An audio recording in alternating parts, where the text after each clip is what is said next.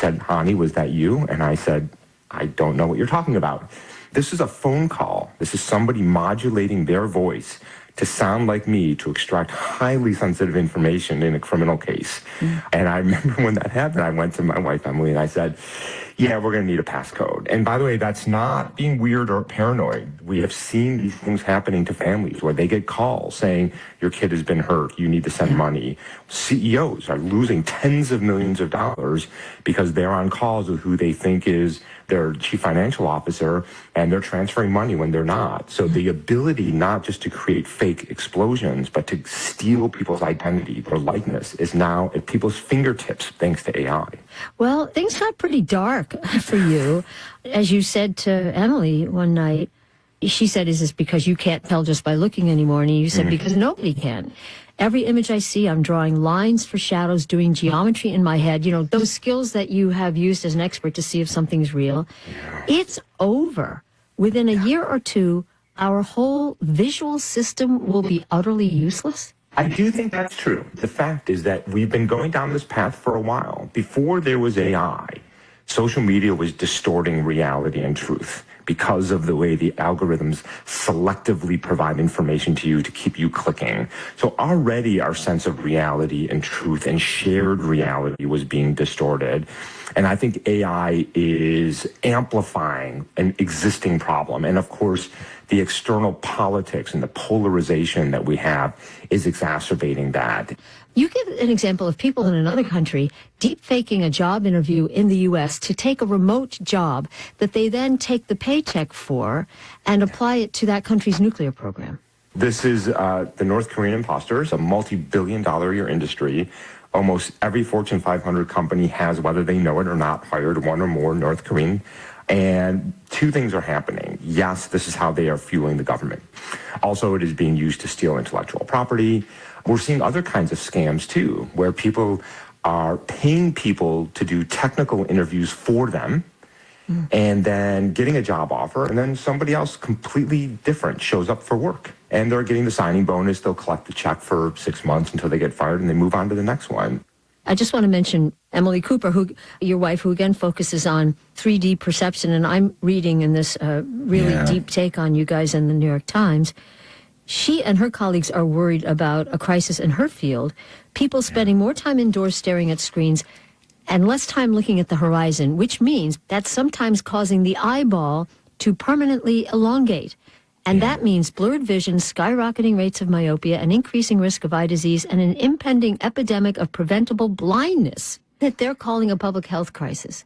Yeah. 20 years from now, we are going to see phenomenal problems with people's vision because we have not thought carefully about how we deploy these technologies.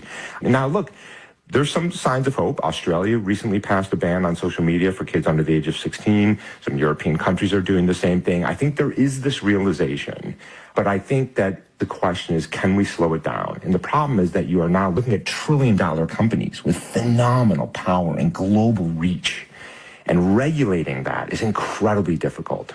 Did you just kind of talk yourself out of a business? You know, because if you're saying, I can't do it. I mean, I know you're still answering emails from all these clients who are desperate to find out. So here's the thing. What worries me about our inability to visually tell real from fake is what it means globally for digital citizens.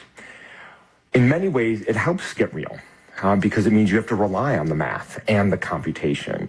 So what's bad for the world is good for get real. But that doesn't give me a lot of comfort, honestly. I genuinely worry about this. But I do still believe that the technology we are developing can distinguish real from fake. What's difficult about that technology, it has to work incredibly fast because the internet works at a speed that is unimaginable. So it can't be that a video goes online, gathers 1 million views, a reporter sees it, sends it to me, we figure it out, we do the fact check, they write the correction, 10 hours have gone by, it has 10 million views, and reality has set in. And that's where the challenge is. So the lie circles the globe 3 times as fast as the truth. Before the truth can put its pants on. Right. Former UC Berkeley professor, now Dartmouth professor, Hani Farid, co-founder of the image analysis and digital forensics company Get Real Security, considered by many the top deepfake expert in the world, but no longer using his own eyes. Hani, thank you. Very nice to talk to you, Robin. It's here and now.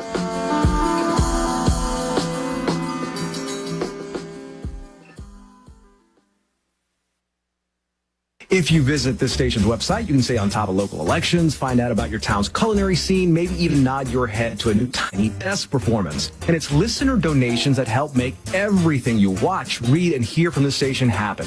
I'm E. Martinez. Donate your unwanted vehicle to this station, and the next time you're scrolling through stories in the coffee shop, you can blurt out, "Hey, my car did that," to the surprise of everyone sitting around you. Here's how. Go to radioiq.org and click the vehicle donation banner at the top of the page. On the next Fresh Air, writer Rachel Aviv spent years reporting stories about other people's mothers and daughters. Then she became a mother herself, went back to her own work, and saw everything she'd missed. One story she'd told as a daughter who vanished, she saw again as a mother who never stopped searching. Her new book is called You Won't Get Free of It. Join us. Tune in for Fresh Air, Monday through Thursday at 2 p.m. on Radio IQ. Funding for Here and Now comes from the listeners of WBUR Boston and from MathWorks, creator of MATLAB and Simulink, to design and develop engineered systems, accelerating the pace of discovery in engineering and science. Learn more at mathworks.com. And City Space Productions, WBUR's creative studio for custom podcasts that tell a brand's story to ignite engagement, reach new audiences, or establish thought leadership. WBUR.org/creative studio. It's here and now. There's a term in biology called the extinction vortex. It's when the population of a certain plant or animal gets so small that it becomes more vulnerable. Individuals become more susceptible to disease. Isolation can lead to inbreeding, and the species spirals further down. NPR's Nate Rott has the story of one species on that precipice of extinction, and he tells us about an immense effort to pull them out. There's really no point in trying to keep your feet dry. There's a good log out here if you want to come around and do a little balancing act. Even though Nicole DeRouge says this is what typically qualifies in the Florida Panhandle as a dry pond. I was explaining this to a friend recently. I'm like, I'm in a pond. And she's like, so are you soggy? And I'm like, nope, it's a dry pond. An ephemeral pond that's a little soggy on this day because of rains the night before. It's the perfect place, DeRouge says, as she starts running her fingers through damp grass to look for salamander eggs. I mean, I'm not a salamander, but if I was, I would lay eggs right there. DeRouge is an ecologist with Amphibian and Reptile Conservancy, ARC for short. It's a nonprofit. And the amphibian she's looking for, or its eggs rather, belong to the frosted flatwoods salamander, a secretive ground-dwelling species that, to DeRouge's mind, have really gotten the fuzzy end of the lollipop in terms of habitat destruction and habitat fragmentation and just a suite of challenges that they're facing. Frosties, as they're lovingly called, are a federally threatened species. They live in the longleaf pine forests of the southeastern U.S. Forests that have been razed, logged, and deprived of natural wildfires to the point where today only 3% of them remain intact. Layer that loss of habitat with strengthening hurricanes, shifting weather patterns, and a rapidly changing climate, and the Frosties, they just need enough time to catch up. Enough time to adapt. Crawling in the brush, DeRouge is trying to buy them that time. It's just like the world's itchiest scavenger hunt, interspersed with periodic little injections of serotonin when you find something fun. Something fun being eggs. Oh, there you are. Hi, guys. Oh, wow. This looks like a little drop of water down here. Yeah. Some little goo. This is a pretty big cluster. There's probably like 12 or 15 eggs in this cluster. And they're coming with us. The most important tool of egg collection. A spoon. I'm holding a tablespoon. Yep. We scoop them out of the ground. Left in the wild, DeRouge says maybe 1% of these eggs will reach juvenile adulthood. They'll be eaten by crayfish and snakes and birds and fish and everything, which is great because they're contributing to the food web. But also, there's not enough of them for 99% of them to get eaten. So to boost their odds, she's taking the eggs miles away to a place where they have a better chance of survival. Her backyard. This is like taking home aquarium life to a whole new level. Yeah. I'm glad that I build things for fun, because this was quite the endeavor. A woodshed she built for home projects now stores eggs. Behind it, rows of cattle tanks fill a clearing between trees, each containing a miniature wetland, complete with water, plants, and macroscopic food that Daruj and her colleagues have collected in the wild. So we'll put them in here, feed them the tiny food at first, and then as they get bigger, we give them more and more big food. Ensuring that as many of them as possible make it through their vulnerable youth to adulthood. Our ultimate goal in species recovery is to put these animals back on the landscape, and in order to do that, you need animals. This technique of raising an animal in captivity and releasing it is called head starting. It was used to save the California condor and is used for many other imperiled species, and it's a good last resort, says Carol Haas, an ecologist at Virginia Tech who's working to recover a closely related salamander species. But she also says, anytime you rear something in a tank, you're selecting for captivity.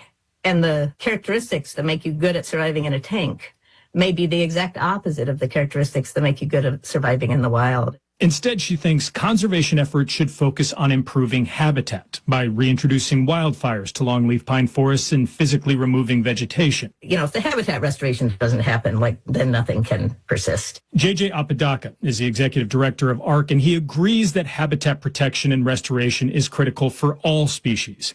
But for the frosties? In my opinion, there's zero chance the species makes it out of that, just naturally sort of recovers itself if we just, fix the habitat. Apodaca thinks by necessity, the field of conservation biology needs to enter a new era. With climate change and so many imperiled species in need of help, it's not enough to just protect land or make a new national park. That's important, but it's only part of the way. And so I think, to get that next step, we've got to do a lot more implementation, direct species interaction. Direct species interventions, like head starting. Back in the Flatwoods, Daruj says in drought years like this, it can sometimes feel overwhelming. But she compares it to the story of the kid walking down a beach, throwing stranded starfish back into the ocean. And an old man comes up to him and is like, there's 1 million starfish down this beach. This is what you're doing doesn't matter. And the little kid looks at him and picks up a starfish and throws it into the ocean and says, it matters to that one. Just like it matters, she says, to each salamander they are able to save. Nate Rott, NPR News, the Florida Panhandle. Here and Now is a production of NPR and WBUR. I'm Indira Lakshmanan. I'm Robin Young. This is Here and Now.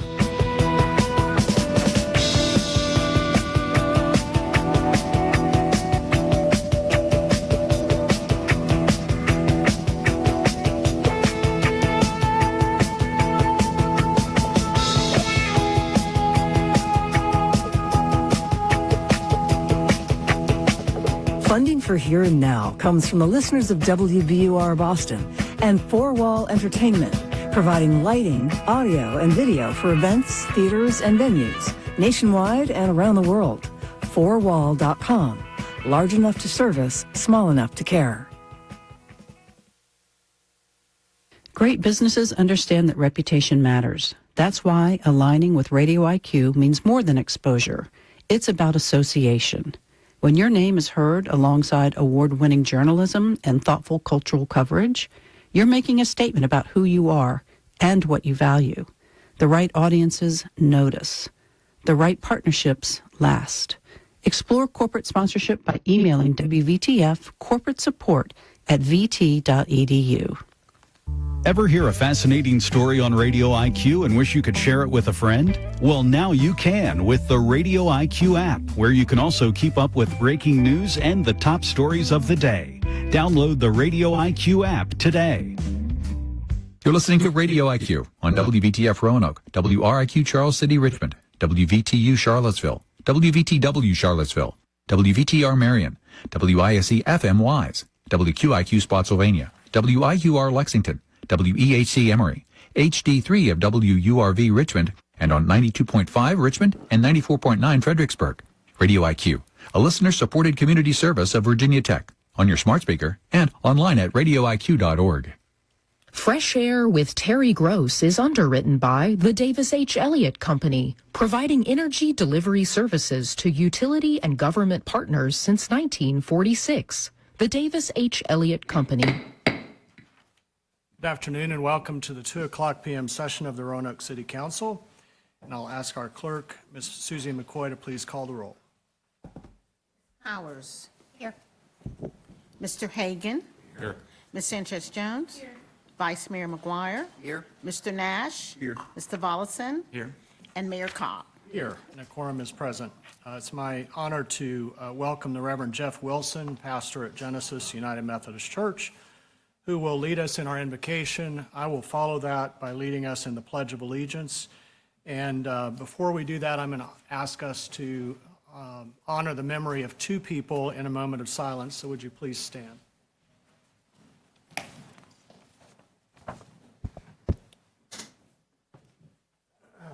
First of all, I'd like for us to remember and honor the memory of Mayor Frank Friedman, Mayor of Lexington, our neighbor who passed away unexpectedly this last week, and also Coach Al Holland, whom many people in our community know and love, beloved coach in our community. He passed away on July 4th. So let's take a moment of silence to remember and honor these two people.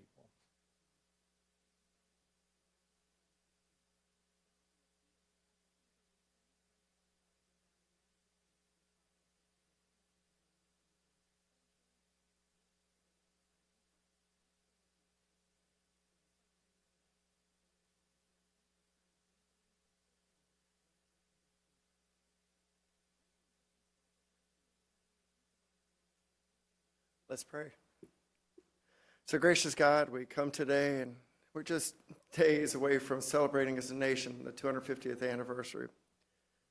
And with that, we pause and we remember all the freedom that you've given us, all the blessings that so often, to be honest, God, we just take for granted. In fact, sometimes we misuse some of those blessings.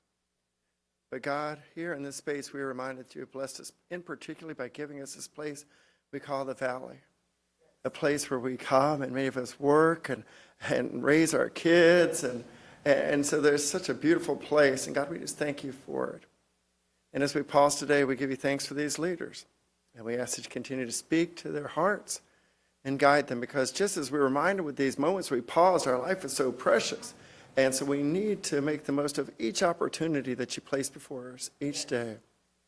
And so give them wisdom to guide, ears to hear, hearts that are open to do your will. God, we pray this through the one that called us and loves us.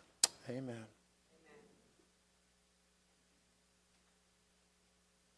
Allegiance to the flag of the United States of America and to the republic for which it stands, one nation, under God, indivisible, with liberty and justice for all.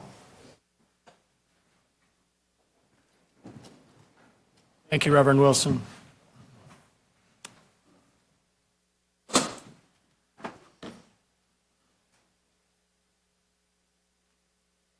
invite Councilmember Nash to certify our closed meeting.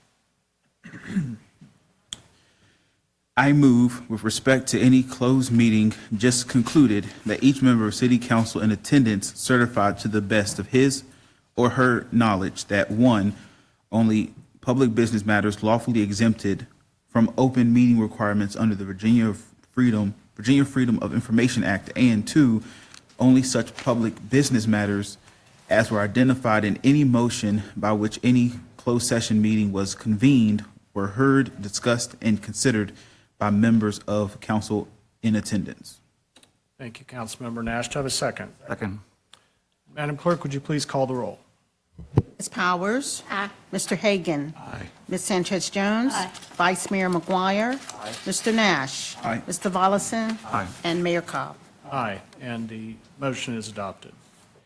The Council of the City of Roanoke is seeking applications for various vacancies on council-appointed authorities, boards, commissions, and committees. For those interested in serving on any of those bodies, please access the city's website at roanokeva.gov to complete an online application, or you may call our clerk's office at 853-2541 or visit their office Monday through Friday, 8 to 5. We're going to move now into our presentations and acknowledgments, and as we do at our 2 o'clock meetings, invite our council members to give shout-outs for things of note that we've been able to celebrate in the life of our community between our city council meetings. And so I'm going to shake it up, start with our vice mayor today. Well, thank you, Mayor. I will give a shout out to everyone that helped us celebrate the 4th of July holiday, from our Parks and Rec staff, our public safety employees, and then all of the local businesses and neighborhoods that were involved. I had a really nice weekend. I had to work all weekend, but there were a lot of people that I saw out enjoying, even with the heat, which was pretty oppressive. I know a lot of people had a really good time, so I appreciate everyone that celebrated the holiday in a safe way, and thanks to those that didn't get themselves into too much trouble, and just really enjoyed celebrating the 250th. Thank you. My shout out goes to the city manager's office and our communications department for all the work that they did in putting together and ensuring that we won for the 9th time the All America City Award. So thank you, everybody. That I know you guys work very hard. So thank you very much for that. Ditto what's already been said, but also shout out to Animal Control from RPD. They rescued, I believe, a couple of dogs that were in hot cars over the weekend. Some of y'all may recall a while back I made mention about, hey, make sure that you all don't leave your car or your animals in your car, especially with this heat. So that's good to see that they were able to rescue those. So shout out to them. Yeah. I want to start by shouting out as well as all the folks that helped make sure that our 4th of July celebration was, number one, safe, but also enjoyable. And I also want to just shout out all those who are operating the cooling centers here around town in our community.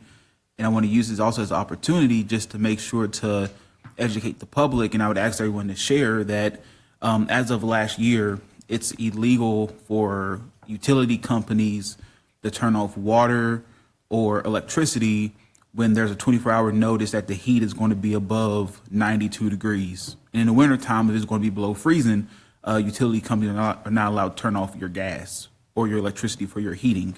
And so please make sure that we're looking out for our neighbors, we're watching each other's back, and if you know of any of that type of behavior going on, make sure you're contacting the utility companies and letting them know that you know the law and you know that what they're doing is illegal. Thank you. Councilmember Volleson. So my council member shout out is to Ms. Sanchez-Jones, and it's for your participation in the All America City Award.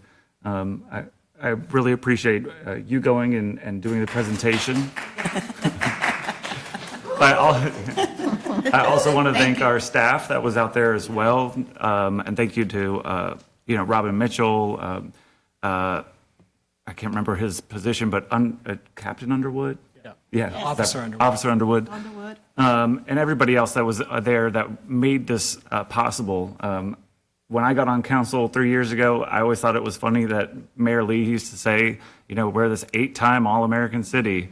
And now we get to say it's 9-time, and I understand why he did it. So I really, congratulations to everybody that was part of those programs that helped us win that 9th recognition. Councilwoman Powers. Sure. Ditto to all the way down to the right of me, but also I'd like to do a big shout out to our Berglund Center. We had 54 young ladies come to the Civic Center to participate in the Miss Virginia and the Miss Virginia Teen pageant. So we just crowned Miss Virginia Maddie Marchant, who's from Lebanon, Virginia, and Miss Virginia Teen Caden Riddle. The Civic Center did a phenomenal job. They had stuff there all week long. So Thursday, Friday, Saturday, the Civic Center was full. And then I'd like to thank Doctors Nancy and Kevin, is that his name, Duh?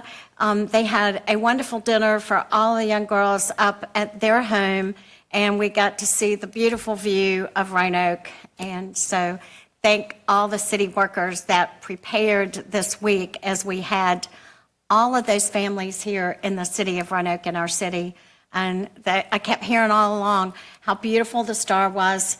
And they were like, oh, I wish I was going to be here. They heard that it was going to be red, white, and blue on the 4th. So I said, well, you can always come back.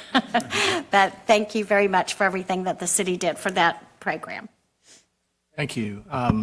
Just to echo everything that was said, I especially want to encourage anyone who hasn't been able to watch the presentation that our team gave in Denver to look for the Sunday morning presentations and take time, about 20 minutes. Just take some time to really listen to the stories that they told about our city, the things that are working, the differences that these efforts are making in the lives of people. And also watch the judges, the jurors' engagement and their reaction. Their energy level and excitement about the presentation was palpable. And I think sometimes it's one thing to convey appreciation for the work that went into it, but when you see the efforts of that, and maybe we can find a way to just pull that segment out and share it through community engagement, I think it's really worth everyone taking a look at. The other thing I'd like to do is thank Angela Vernon and Mia Bella Mia Bella, I can't remember your last name. Weary. For their work in helping me prepare for the Mayor's Institute on City Design. I was able to go to Nashville a week ago to join 6 other mayors from different parts of the nation to share both challenges and opportunities that each of us are facing, and to have a panel of leading architects, visionaries, workers on justice, to just really look at our designs and how to be both equitable and efficient in the things that we're working on in our cities. It was an incredible experience, co-hosted by the U.S. Conference on Mayors and the National Endowment for the Arts. But I wanted to thank both of you, especially for your help in getting me prepared for that. So thank you all. All right, I'm going to invite Laura Riley to join me at the podium for a proclamation celebrating Parks and Rec Month. And Angie. And then I'm going to ask all of the Parks and Rec people to just come on up.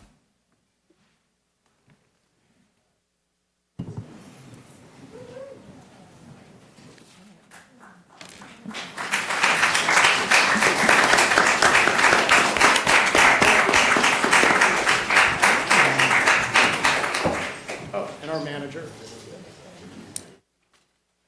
Everybody come on up. We're going to end up there for a picture in a little bit, okay? Whereas Parks and Recreation promotes health and wellness, improving the physical and mental health of people who live near parks. Whereas Parks and Recreation promotes time spent in nature, which positively impacts mental health by increasing cognitive performance and well-being, and alleviating illnesses such as depression, attention deficit disorders, and Alzheimer's. Whereas Parks and Recreation encourages physical activities by providing space for popular sports, hiking trails, swimming pools, and many other activities designed to promote active lifestyles. Whereas Parks and Recreation is a leading provider of healthy meals, nutrition services, and education. Whereas Parks and Recreation programming and education activities, such as out-of-school time programming, youth sports, and environmental education, are critical to childhood development. Whereas Parks and Recreation increases a community's economic prosperity through increased property values, expansion of the local tax base, increased tourism, the attraction and retention of businesses, and crime reduction. Whereas Parks and Recreation is fundamental to the environmental well-being of our community. Whereas Parks and Recreation is essential and adaptable infrastructure that makes our communities resilient in the face of natural disasters and climate change. Whereas our parks and natural recreation areas ensure the ecological beauty of our community and provide a place for children and adults to connect with nature and recreate outdoors. Now, therefore, I, Joseph L. Cobb, Mayor of the City of Roanoke, encourage all citizens to engage in active living, to find rejuvenation and vitality, and do hereby proclaim the month of July 2026 throughout this great 9-time All-America City as Parks and Recreation Month. Thank you all.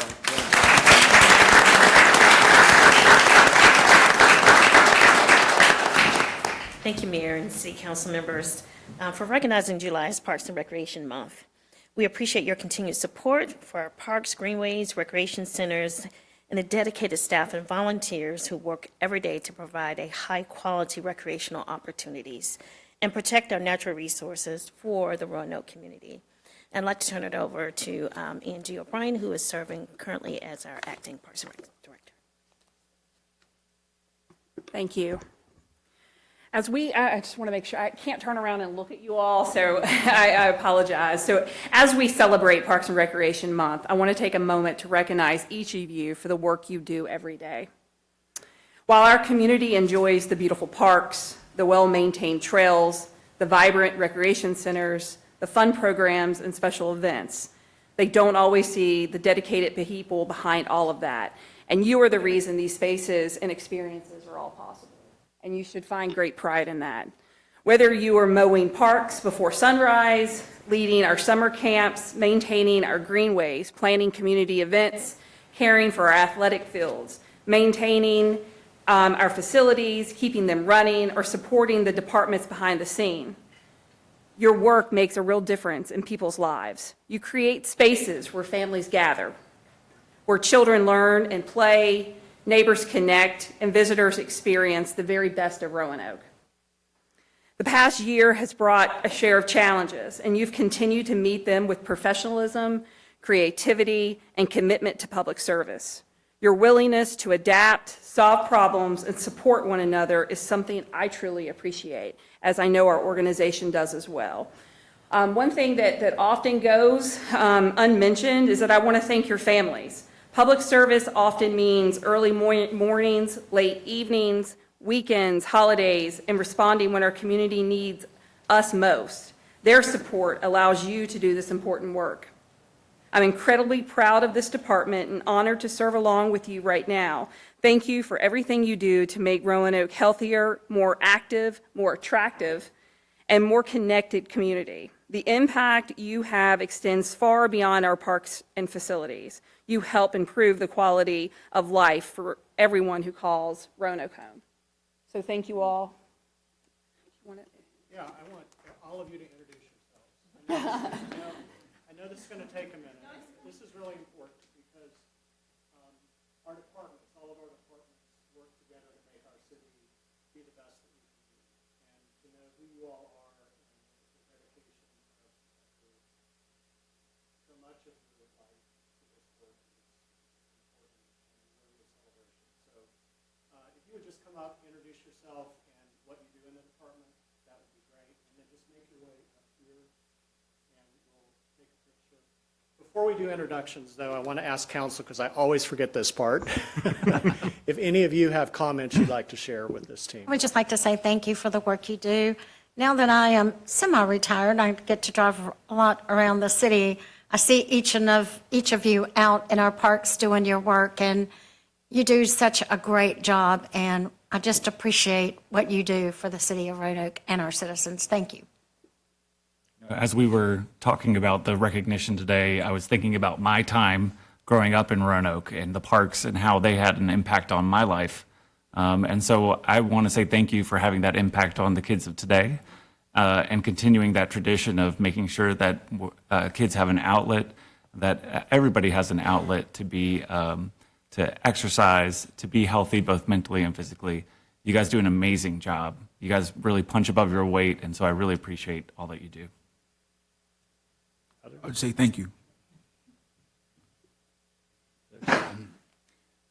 Ladies first. Thank you so much for everything you do. I'm really proud to have you guys on our team. So thank you for all the work you've done.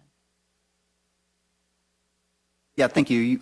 You really do punch above your weight, and I think that our parks and amenities, our outdoor recreation opportunities, we have a lot of things to be really proud of and grateful for in Roanoke, but I really think our parks and outdoor resources set us apart, and I know that that takes a lot of work and resources to upkeep, so I Really appreciate all of you, not especially, but including urban forestry, which I think a lot of people forget is housed within Parks and Rec.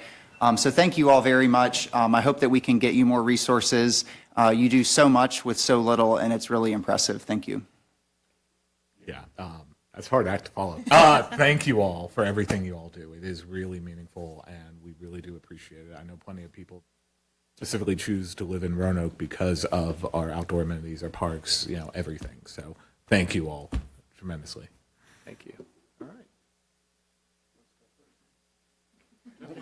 right. Good afternoon. My name's Caleb Varney. It's actually my third week here with Roanoke City Parks. So very happy to be here, and to my colleagues that I haven't had the pleasure of meeting yet, I'm looking forward to it. So. I'm William Gillenwater. I work for Greenway. I'm a maintenance technician, so if you're out there on a bike or riding around, I'm happy to be there and help y'all out. Good afternoon. I'm Renee Powers. I am the Trails and Greenways Coordinator, so I oversee our greenways, blueways, natural surface trails, and our park cleaning crews. I'm Kathleen Walton. I'm Community Rec. I'm Trips and Tours, the fun stuff out there at the mansion, programming.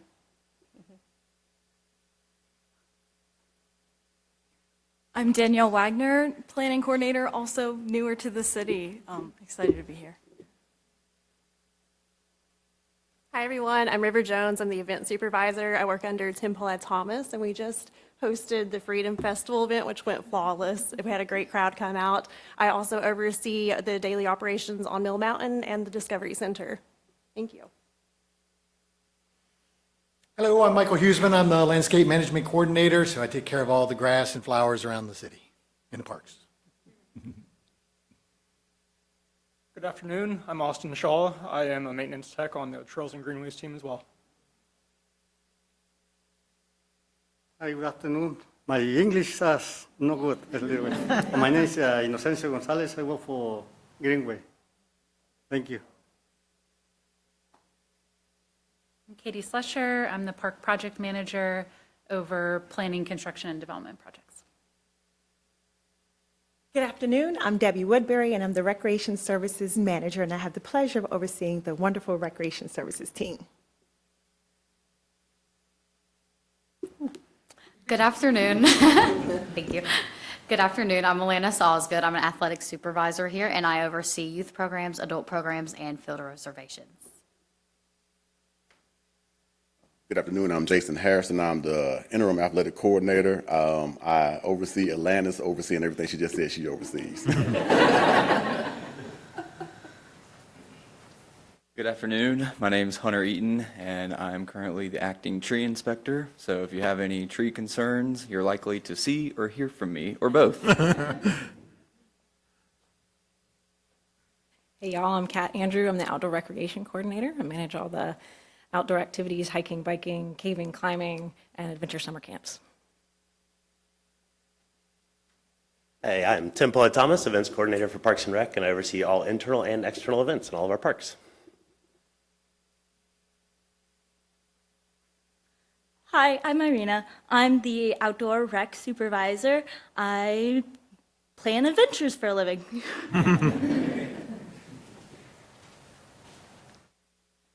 George Banks, Parks and Recs. I'm Mo Parks.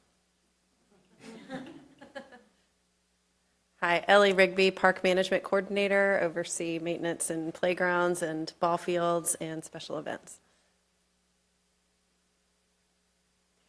Andrew Watts, I'm Maintenance Technician 4 over park cleaning, so I have crews, me and my crews clean all the bathrooms and the some 70 parks that we have. Hello, everyone. I'm Vicki Briggs, and I'm the rental supervisor for the special events and also help out with the special events that we have among them, the city of Roanoke, and it's good to be here. By the way, Vicki's got over 40 years with the city. I know you're 29.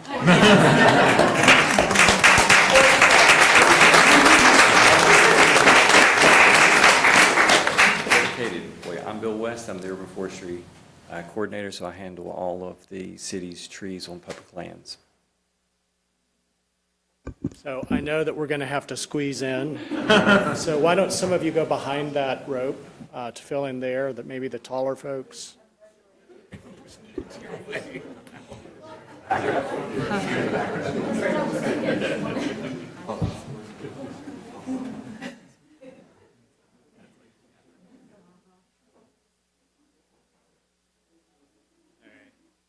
Squeeze in as much as we can.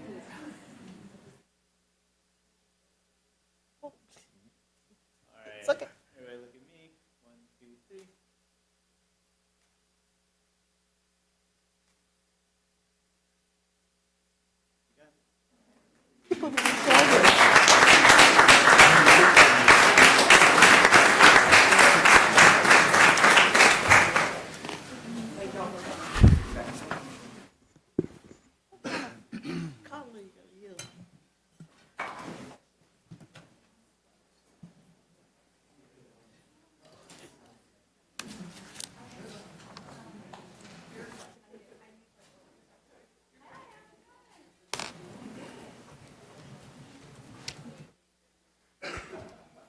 I noticed a number of them, of our employees looking up at the screen, and yes, it's live and can be shared with relatives, right?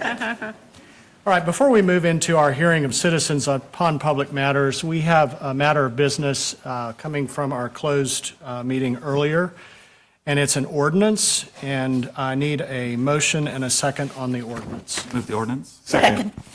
All right, Council members Volleson and Hagan. And Madam Clerk, will you please read the title paragraph?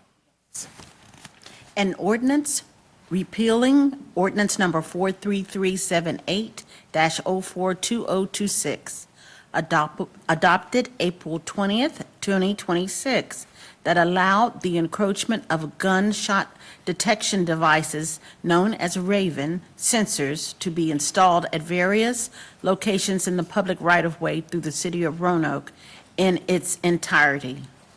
Thank you. Ms. Turner, I'm going to turn to you for a statement, then I'll follow that with some following comments. Thank you, Mr. Mayor, Vice Mayor, and members of City Council. The City of Roanoke has concluded the internal investigation that I ordered regarding the installation of the gunshot detection devices. The internal investigation revealed that the list of locations approved by City Council differed from the original project plan list used for installations.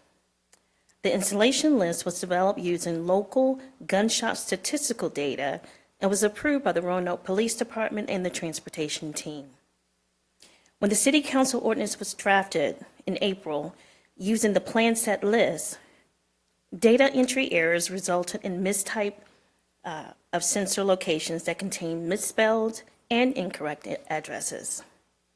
This internal process breakdown has been fully addressed. When the discrepancies were discovered, I ordered an immediate stop to installations and removal of devices. To date, 80% of the installed devices have been removed. The sensors are inactive, and we anticipate full removal of all devices by the end of the week. Our goal in accepting the 2-year federal burn grant for this technology was to enhance the Roanoke Police Department's response to gunfire and improve public safety. Unfortunately, a preventable city process failure resulted in a rollout that fueled distrust about our use of public safety technology and entangled the city of Roanoke in the larger national privacy debate. We have taken the following corrective steps. Gunshot sensor installation and activation activity is suspended and will not be revisited unless directed by City Council. All installed devices are expected to be completely removed by the end of the week, and the city is independently verifying each removal. Staff is completing a full reconciliation of the ordinance, permit records, plan documents, coordinates, field locations, and contract requirements. This unfortunate process error has damaged public trust, and I am working to rebuild it through accountability, corrective action, transparency, and stronger controls. Thank you. Thank you, Ms. Turner. And I will follow that before we have discussion by council. I appreciate the manager's work on this, as well as your team. It is unfortunate and extremely disappointing that we've arrived at this moment. For the last 8 years, as a member of this council, I've seen this council take very seriously the matter of gun violence reduction in our community, and we've seen significant progress made. There are many tools that we have access to help us do that, including technology. And for this particular tool, which I believe the majority of council supported as an opportunity to detect gunshots, to aid in further reduction of gun violence, and to save lives, to see this unfortunate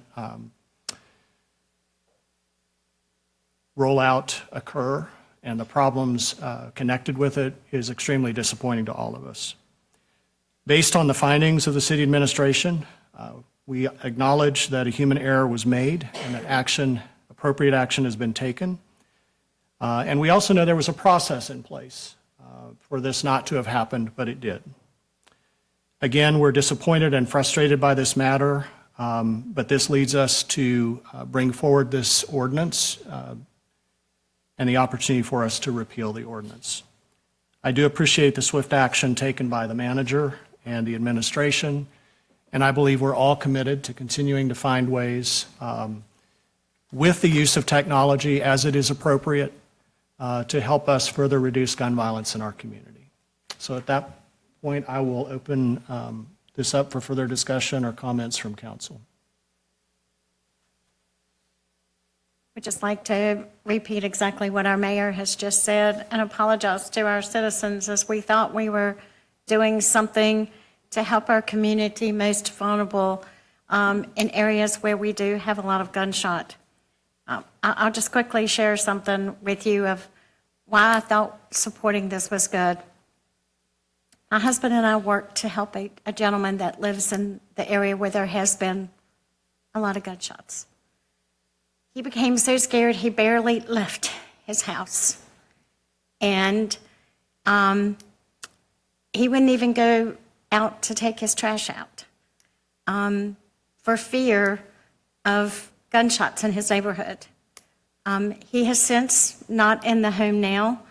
And I can see the difference in how he lives and what he looks like and how he feels about being somewhere that he feels safe. This gentleman is 81 years old in a few weeks. So, you know, when I supported this, I thought we were doing something really good to help people that live in that kind of fear.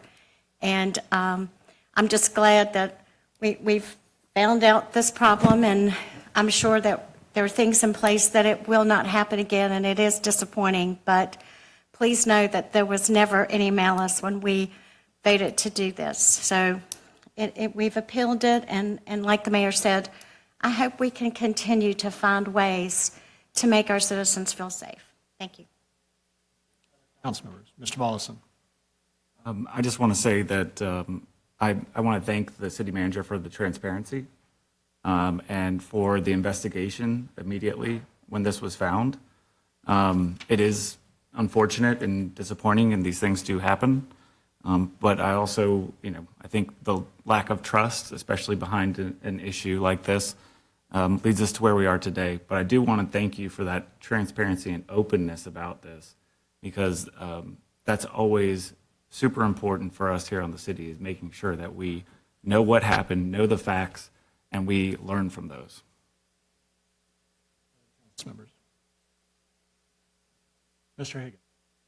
Yeah, thank you for doing all this very quickly. It's one of the things that I really did admire, and all rest as to how much. Okay, sorry, I cannot stress as to how much I've been impressed with you, your team, and how quickly you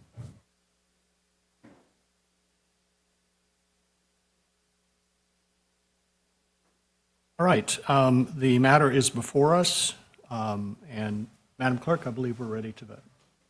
Ms. Powers? Aye. Mr. Hagan? Aye. Ms. Sanchez Jones? Aye. Vice Mayor McGuire? Aye. Mr. Nash? Aye. Mr. Volleson? Aye. Mayor Cobb? Aye. And the ordinance to repeal is adopted. Thank you all. Now we will move into our hearing of citizens upon public matters. And council sets this time aside as a priority for citizens to be heard. All matters will be referred to the city manager for response, recommendation, or report to the council as she may deem appropriate. If you've not spoken during the hearing of citizens before, as you come up to the podium, the microphone is live. There's a box in the upper right-hand corner. Green means start, yellow means you have a minute left, and red means stop. If you're wrapping up, I'll work with you to wrap it up.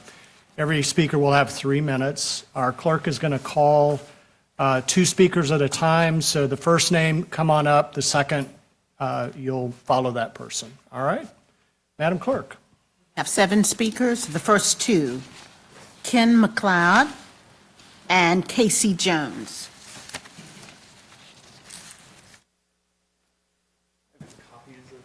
Of your statement? Yeah. Welcome, Mr. McLeod. Thanks for having me. Good afternoon, Mayor and members of Council. My name is Ken McLeod, and today I'm representing Pedal Safe Roanoke. Between 2019 and 2023, Roanoke averaged about 10 traffic deaths and roughly 60 serious injury crashes every year. In May, you did something that matters. You adopted a safety action plan, a speed management action plan, and an updated complete streets policy. And you set a goal: 0 traffic deaths and serious injuries in Roanoke by 2040. Today, I want to thank you for taking those actions and to talk about what turns those plans and policies into reality and what turns them into documents on a shelf. To accomplish the goal of 0 traffic deaths and makes the plans and policies that you adopted into reality will take 3 things: funding, accountability, and strategy. 0 traffic deaths is a long-term goal, and it will require long-term dedicated funding. Pedal Safe Roanoke believes this is best accomplished through a Vision Zero implementation line item and/or performance measure in the operating and capital budgets of this city, beginning next year, fiscal year 2027. A potential source of new funding aligned with the adopted plans is a school safety zone speed camera enforcement program, similar to those in the city of Richmond, Pulaski and Montgomery counties, and in over 45 communities throughout the state of Virginia, or Commonwealth. Civil penalties from school cameras can fund this program's operation, and remaining revenues can be dedicated to implementing street safety initiatives. Richmond, which is roughly 2.5 times the size of Roanoke, expects to generate $2 million for Vision Zero through speed camera enforcement this year. Revenues in Roanoke will depend on whether or not drivers obey the speed limit, and I hope that the camera program results in reductions in speeding. While camera enforcement is a good potential source of funding, a commitment to funding should not be dependent on continued poor driver behavior. The goal of 0 traffic deaths requires consistent progress and doing things differently.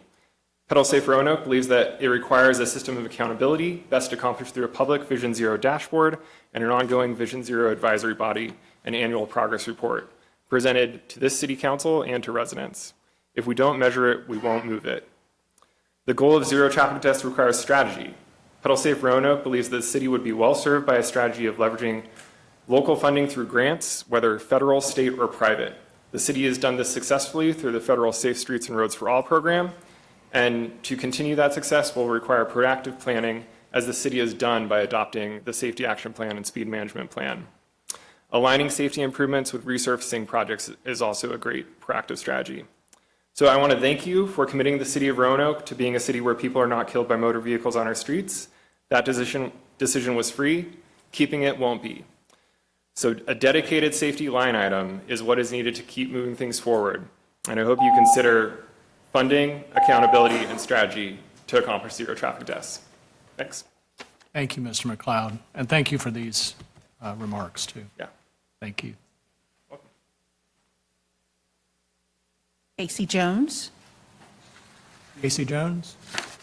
All right, let's go on to the next 2. Jack Left, followed by Brian McConnell. Welcome, Dr. Leff. Thank you so much, Mayor Cobb. Thank you, members of the council, city attorney, city manager, mayor, vice mayor. My name is Jack Leff. I'm a school teacher in the city, and I wanted to speak today to oppose certain elements of the rezoning amendment that is going to be voted on at 7 p.m. today, or heard at 7 p.m. today. I want to do it earlier because that's a little bit past my bedtime, sorry. Specifically, I oppose 4 specific parts that would decrease housing density in our city, driving up housing costs for renters and for first-time home buyers. Specifically, I'm opposed to increasing the minimum lot area per dwelling, decreasing the corner lot max amount of dwellings, requiring parking, which is a big issue, especially as you get closer to the city, and then also increasing the rear yard minimum depths. As a homeowner in Old Southwest, these changes affect me personally and would probably benefit me by increasing the value of my home when and if I choose to sell. However, I still encourage you to amend out these portions of the zoning amendment, as well as any others that decrease the amount of density we're able to build. Fundamentally, many of the issues that Roanoke faces are tied to unaffordability, and by decreasing housing density, by backing away from some of the incredible zoning amendment changes that were made a couple of years ago, it's going to make the city less affordable, not more affordable. And I say that even at direct cost to my own bottom line. What we do need, however, is strong oversight when it comes to these zoning changes. I think we saw that firsthand in Crystal Springs. We can't allow for a rerun of that or for further gentrification. So what we need are stronger oversight, which is not the same as red tape. We shouldn't make it difficult to build, but instead we just need to make sure we're playing an active role in managing our housing supply to keep it affordable, to keep Roanoke attractive. This is a nice segue to the second to last thing I want to talk about, which is data centers. I'm really excited to see some of these regulations in the zoning amendment around data centers. I think that they can go further, but I think they're a great start, especially the sections that require disclosing water usage and energy usage estimates, although I would caution against trusting a lot of these companies' figures on that. Lastly, I want to thank you for repealing Raven, which was really exciting, but I do want to correct the record a little bit because technologies like Raven as well as Flock don't actually reduce gun violence, as several members of the council said. By their definition, they detect gun violence after it occurs, trying to expedite emergency services. What does reduce gun violence, and this is well studied, are more funding for schools and education. That reduces gun violence. Greater food security for members of our community reduces gun violence. Medicaid support and access to health care reduces gun violence. More community programming reduces gun violence. Summer school programs reduces gun violence. Technologies like Flock and Raven, while sexy and appealing, do not reduce gun violence. They detect it after the fact and increase surveillance. So please revisit Flock and continue this good progress. Thank you so much for your time. Thank you, Dr. Leff. Mr. McConnell, welcome. Good afternoon, Mayor Cobb, Madam City Manager, Legal Counsel, and City Council members. I'm here today to walk you through a very brief introductory overview of the most recently published installment of my Medium.com series of articles entitled Toward a Regenerative Global Democracy. This is about 6 months of work on my part to generate a 20-minute read. The overarching theme of sense-making or meaning-making is in an opening AI-informed statement contending, sorry, give me just a second here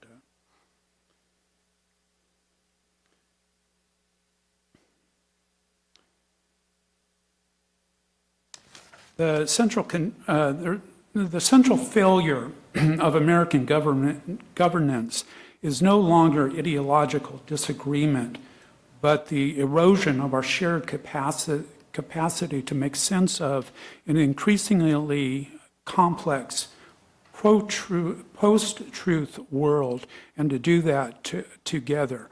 This is, according to the article and the work on it, led to a current condition of a very dispirited U.S. democracy. The article goes in and further identifies 3 additional factors, causal factors, contributing to that condition of a dispirited democracy.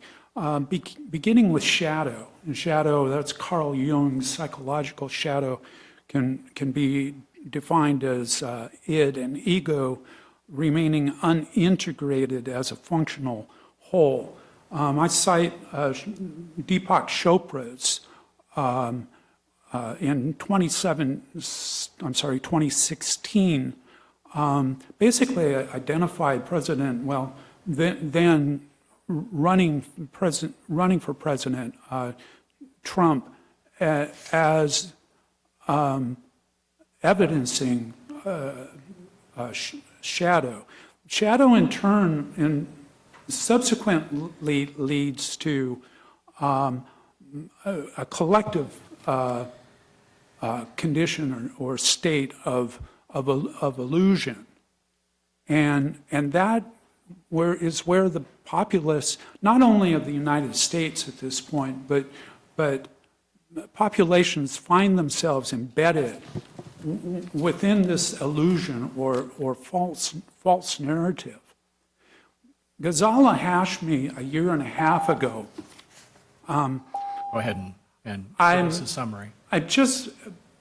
My purpose is primarily an invitation, one initially to read, and secondarily to that, to connect and collaborate. I'm just trying to be as proactive with a really complex scenario as I can be. Thanks. Thank you, Mr. McConnell. Our next two speakers, Misty Vickers, followed by Patrice Hampton. Afternoon, Council, City Manager, Attorney, Clerk, Officer, citizens. Thanks for owning it with the Raven. Thanks for repealing it. Thanks for doing your right. But again, I want to echo what Dr. Left, cannot think right now, sorry. He mentioned, this is a reactionary. Same thing with Raven and the flock cameras. Those are all reactionary. You know that investing in our community, investing in our children's education is the path forward. So, anytime you want to revisit lines of your budget and actually invest in our children's public school system, my daughter would be greatly appreciative. In addition to this, we have submitted 2 months ago information regarding stricter guidelines for data centers in our area. I want to talk about trust. You guys brought up trust a couple times today. City manager sits on the Water Authority Board, and a year ago almost, in September, it was unanimous that they voted to accept funding from Google to research extra water areas that we could resource. If you understand anything about geography, we have regional water. That means we have a huge water table underneath us that we all share. That means that, I'm sorry, I've lost my trust when we accept money from Google to give them ultimately in the long run. That's 2 to 8 million gallons of our regional drinking water a day. My daughter needs drinking water. Our children and our grandchildren are going to need it. And I'm asking that, 2 of you are up for re-election. Everyone has a re-election coming up at some point. At the end of the day, you need to think about the long-term repercussions of this. You can make a statement. Montgomery County kind of showed how we can actually fight against things like the pipeline, right? The supervisors there made a statement against things, and it kind of stopped it in the tracks. At the end of the day, I hear that some of you actually are really for the data center, and it's sick and it's sad. My daughter deserves better leadership. You guys, you need to be thinking about this. It's water, we're in a drought. My water pressure's down, and I live in the city. I don't know how you can think about this as just being okay and hide behind your policies and hide behind your desks and hide behind your meetings. You are paid hundreds of thousands of dollars, some of you, and you know how to fight this. Our children's future relies on you doing what is right. Also, side piece, because I got to fit everything in 3 minutes, I would like for us to look at foraging to not be illegal in the city of Roanoke. This is my daughter. It's her future.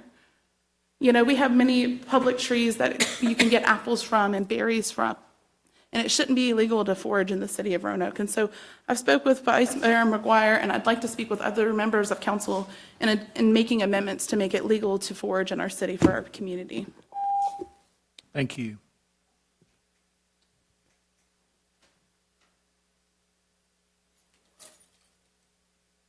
Sampson.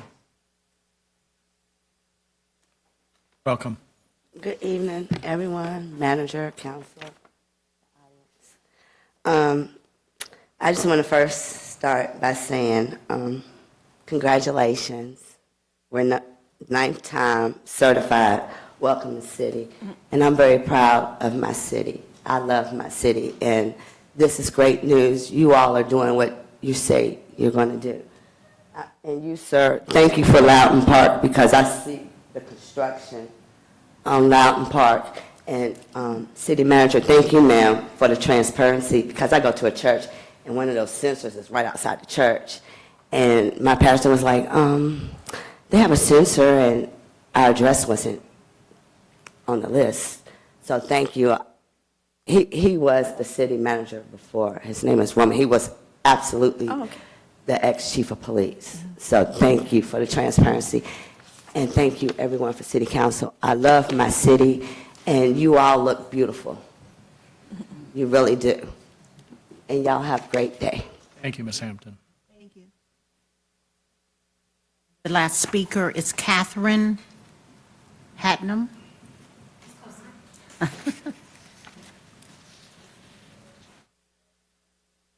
Welcome. Thank you for being here. All righty, guys. So for the benefit of those of you who don't know me, hi to everybody that I do know. Thank you for being here, and thank you for the good work you're doing. Your commitment to transparency, your jobs, is evident today. I got a little emotional hearing you guys talk about that, so thank you. Once again, my name is Catherine. I grew up in Botetourt, but I am a proud Roanoke City grad, and I am coming to you today in a time of extreme drought. And I'm sure all of you guys know that. The speakers before me have talked about that at length. I am coming specifically because you guys can help do something about it. Thank you so much for your work on repealing your ordinance for Raven. Pretty please do flock next. We know that these things are all tied together to the extreme overuse of water, not only in our country, but in our world. That drought is not only countrywide, area-wide, worldwide. We are looking at the unprecedented global climate change that was mentioned in the hard work for our park staff who do everything they can to counteract that. We know the problem. We know that you can fix it. I know that it's hard, and you guys have a huge burden of getting things done at the same time as trying to do the right thing, but you've shown today that once you know better, you can do better. And those are the exact same things that we are facing with your influence on the Water Authority as well as on zoning.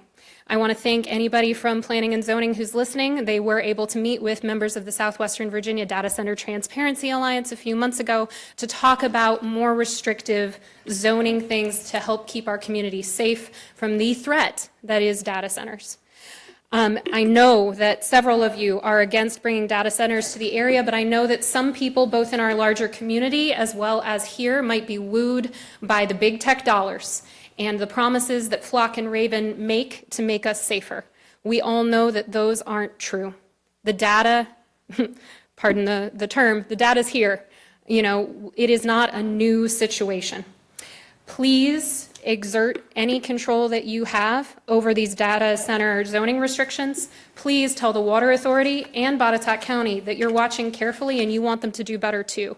Because unfortunately, when people do the wrong thing, unlike you guys, sometimes they dig their heels in.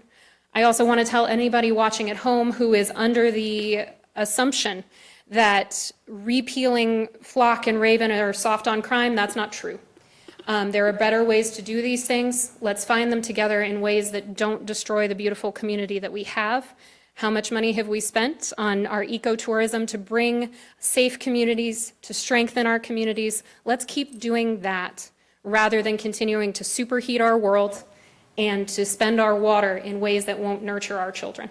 So thank you for what you've done, but the thing is, I need you to do a little bit more, please.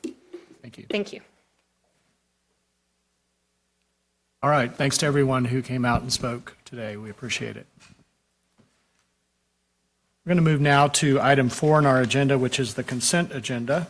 And all matters listed under this consent agenda are considered to be routine by members of council and will be enacted by one motion. There's generally no separate discussion of items, but if discussion is desired, items can be removed from the consent agenda and considered separately. So at this time, I'll ask for a motion and second on approval of the consent agenda. Move the consent agenda. Thank you, Council Members Hagan and Powers. Madam Clerk, will you please call the roll? Ms. Powers? Aye. Mr. Hagan? Aye. Ms. Sanchez Jones? Aye. Vice Mayor McGuire? Aye. Mr. Nash? Aye. Mr. Volleson? Aye. And Mayor Cobb. Aye, and the consent agenda is adopted. Thank you. Moving into our regular agenda, we have no public hearings or petitions and communications, so we'll move into our reports of city officers and our city manager. And we have 3 briefings this afternoon, and I will turn to our city manager, Ms. Turner, to introduce each briefing.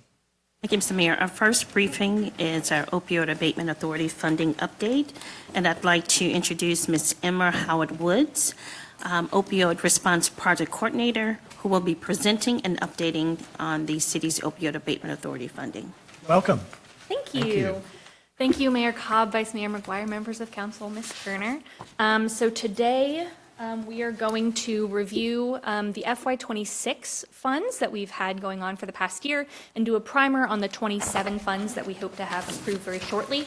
You are being handed a sort of summary document with a one-pager on everything that we've done in FY26, as well as a one-pager for each of the programs that we funded in FY26, but we are going to go over some of that today as well. As a reminder, for those of us maybe who aren't familiar with opioid abatement, so the Virginia Opioid Abatement Authority was established in 2021 by the Virginia General Assembly as an independent entity to manage the abatement funds that are coming in through national settlements. So all of the funds that come in through the VOAA are from settling prescription manufacturers or those in the distribution network. So every year, additional funding is allocated directly to the city of Roanoke, as well as the competitive buckets that the VOAA manages, that I will review on the next slide. And it's important to note that these funds do decrease over time, so we really do have to keep a balanced budget from year after year to make sure that we're able to provide services for the entire length of the grant. So you've probably seen this before. This is an overview of the way the settlement funds break down in Virginia. So 15% goes to the Commonwealth. This blue chunk is direct share, so you'll hear us refer to this as direct. So these are funds that are deposited directly to the city of Roanoke as a participating locality, no application required. So they're non-competitive for the city to use for abatement efforts regionally. And then Opioid Abatement Authority fund for the remaining 55%. This is the competitive bucket. So when you've heard Helen and I speak on this before, this is what these funds are for. So 15% of that 55 is for projects for our intents and purposes that are only in Roanoke, that only applied through the city of Roanoke. And then there's also funding for collaborative partnerships with multiple localities, and then they've got state agency funding as well. This is really, really little, so I won't go into too much detail on it, but this is just a snapshot of what the estimated funds for the entire length of the opioid abatement program looks like. And if your eyes can work enough to zoom in, you will notice that the funding does decrease every year. You can see what we have obligated up to 2026. The 27 funds haven't been put into this funds lookup tool yet, but this is just an example of the direct, individual, and then gold standard funds that the city has available to us. So gold standard is an additional incentive that the city has signed on to receive that we can use for our programs. So you heard from me in January. We had our community organization submit competitive applications to us in December. We did an internal review and presented to you our recommendations for funding in January. After that, we submitted those final recommendations to the state for their competitive process. 2.5, 3 weeks ago, they took those to their grants committee and board and did vote to approve all of our 27 funds. So we're very excited about that. But this is just where we kind of stand. So there's a lot more detail in the handouts that you all have on this, but I just wanted to do a sort of highlight of the 26 programs that we have because it's easy to look at the names and the dollars and not really see the impact that it has on the community. So we had 2 individual programs in FY26. They were Blue Ridge Behavioral Healthcare, which put a peer recovery specialist in the Roanoke Semi Adult Detention Center, providing peer services to residents there. And they've, this is also all as of May, so there's a little bit more data to add, but we just don't have it yet. So far, they've connected 172 residents to services, so that's amazing. And our other individual program was Family Service of Roanoke Valley, which provided teen education on resiliency and prevention in the city schools. So they hosted 367 top education sessions and reached over 300 kids. For Truths Recovery is a cooperative project with Roanoke County, and they are a residential sober living for pregnant and postpartum women. They've had a lot of great successes this year, including increasing their resident capacity to hold up to 10 women and 5 babies. Continuing on with 26, we have our Navigator Care Specialist. So this is a position within DSS, working with Roanoke County and Salem as well, that promotes family reunification for those impacted by substance use disorders. They had some hiring challenges, but I'm very excited to say that they have accepted and onboarded their first Navigator Care Specialist position as of last week. So we're very excited to see them come on and see what they can do. The Roanoke Valley Collective Response works on creating the regional recovery ecosystem as a whole, and a big win for them this past year was adopting the 2026 Blueprint Action update. The Grove on Patterson, many of us have heard of, is a residential treatment facility for pregnant and postpartum women. Again, they've got a number of successes, but in the past year, they graduated 10 women within the first year, and they received the 2025 Governor's Award for Outstanding Community Organization. Last but certainly not least, we have the Virginia Harm Reduction Coalition, again cooperative with Roanoke County. They provide harm reduction services within the city and county. They reversed over 300 overdoses and distributed over 14,000 doses of naloxone. So this is just a snapshot of all of the funds, including our direct, our other locality direct, our individual, our cooperative, and our carry forward for FY26. I know this is a lot to throw at you, but this is just a summary. So for performance measures, there are over 60 individual performance measures set by the state. I've summarized them into these categories, and you can see what each organization proposed they could do and what they actually did. And we're very happy to say that they are over 10,000 services provided using OAA funds. Again, this is all as of May, and there is some delay in getting some of this data as well. So some of the data from May is from prior months as well. So as a primer for FY27, the state, like I said, the state has approved the awards. On the very tail end of last week, we got the last few award letters in from the state, so we're working internally to get those ready to send to you guys for approval, but this is what we can expect to see. So both of our individual projects have been renewed, so that is Blue Ridge Behavioral Healthcare and Family Service of Roanoke Valley. We do have a new individual program, which is Roanoke Area Ministries. So they are bridging the gap with opioid use treatment services in our homeless population.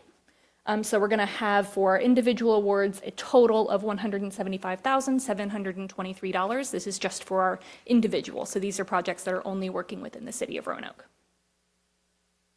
I've got a couple of pages of the cooperative, so hang with me here.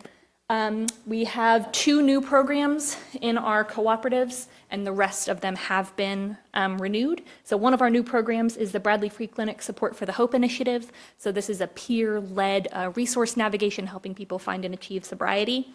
For Truths Recovery, which is pregnant and postpartum recovery housing, the Navigator Care Specialist working within DSS.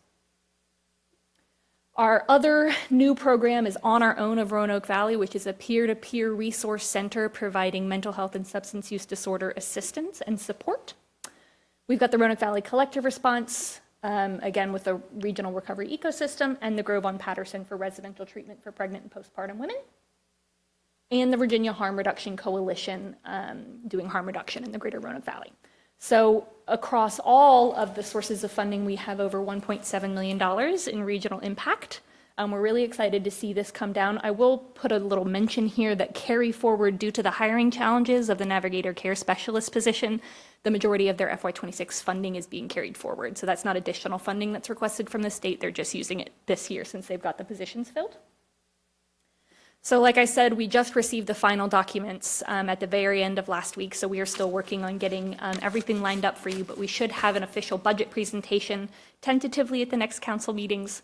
We're going to continue to work on updating our policies, making sure our 5-year budget is balanced, and preparing for the FY28 cycle, which seems way too early to be saying that, but that's what we've got for you. Can I answer any questions?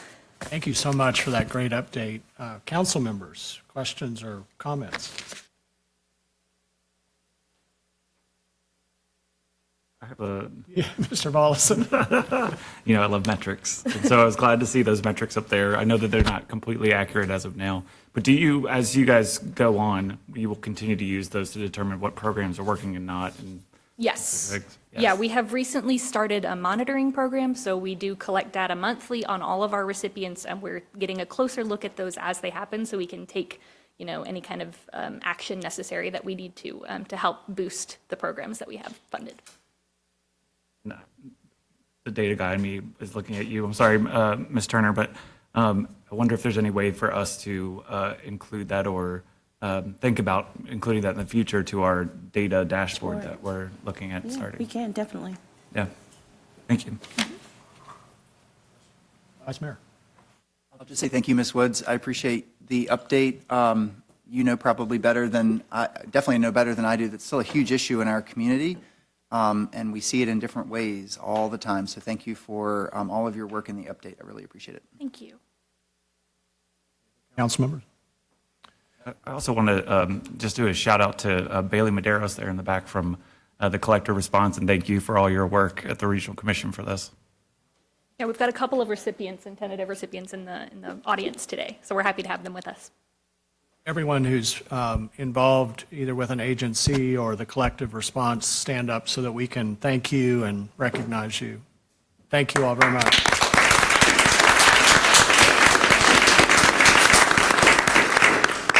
I know earlier this summer, Roanoke hosted the Virginia Recovery Conference, which was, I think, the most comprehensive recovery conference in Virginia historically. And it brought in also, you know, elected officials and city administration from localities all over. And it was really lovely and refreshing to hear the extraordinary work that's being done. And I think our collaborative persistence in understanding the realities of this work and why it's so important that we utilize this funding in the best ways possible to not only save lives, but to sustain people's lives in the best ways possible. So thank you for all that you're doing. We're so happy to have you as part of the city, and to all the partners out there, thank you all.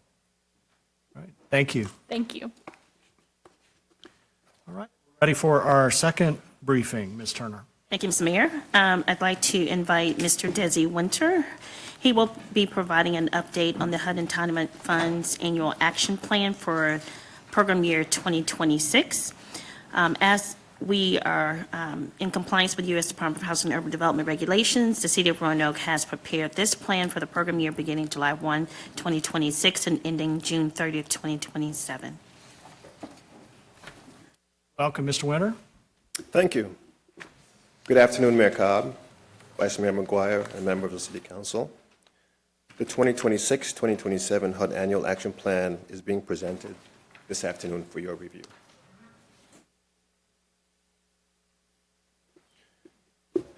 For this presentation today, I will provide information on the following 6 subject categories: the 2026-2027 Annual Action Plan background and review, the citizen participation process, and the entitlement funds application process that consists of the following 3 funding sources: the Community Development Block Grant, CDBG, the Home Investment Program, HOME, the Emergency Shelter Grant, ESG.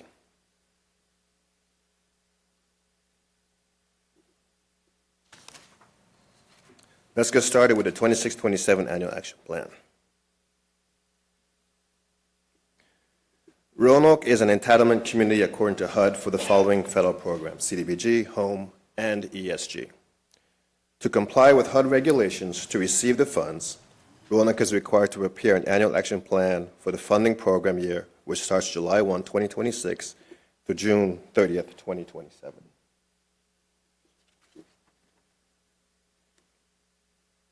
The 2026-2027 Annual Action Plan is a strategic plan for the implementation of the city's federal entitlement programs for housing, community services, economic development within the city of Roanoke.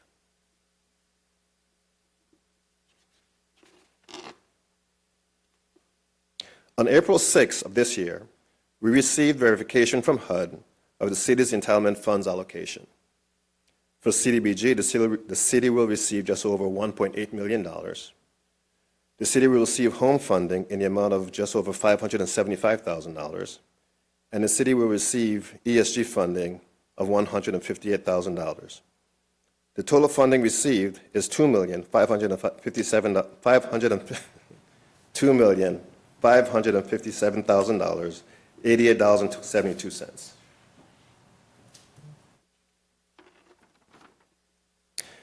The next category of review is a citizen participation process, to which I'll go over very briefly the chronology of public meetings and input sessions. The HUD Annual Action Citizen Participation process usually begins each year in November. For the 26-27 program year, we started in January.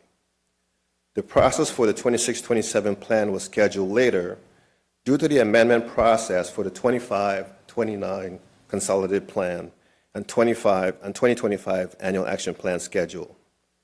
We started the amendment process first, as that was critical to meet the CDBG timeliness test deadline in May.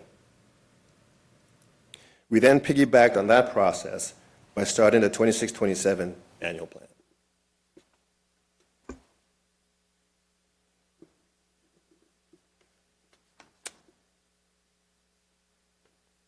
Now I'll review the entitlement funds application process.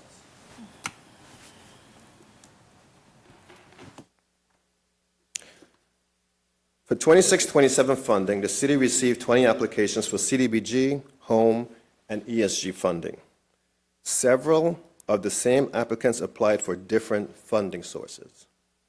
Of the 20 applications, only one applicant was not funded. Not all applications were funded at their funding application request.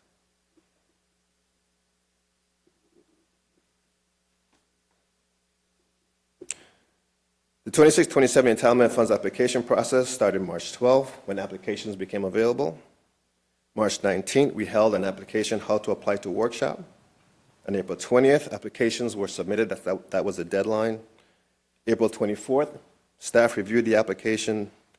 On June 12th, we started the 30-day comment period, and on July 17th, this ends the 30-day comment period.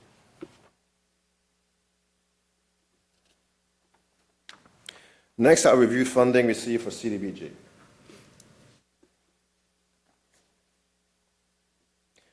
The following are the priority needs for the 26-27 CDBG program year: effective administration and planning, increased strategies to improve social services, create and maintain quality neighborhoods, create and maintain safe and accessible infrastructure, and improve the supply of affordable housing.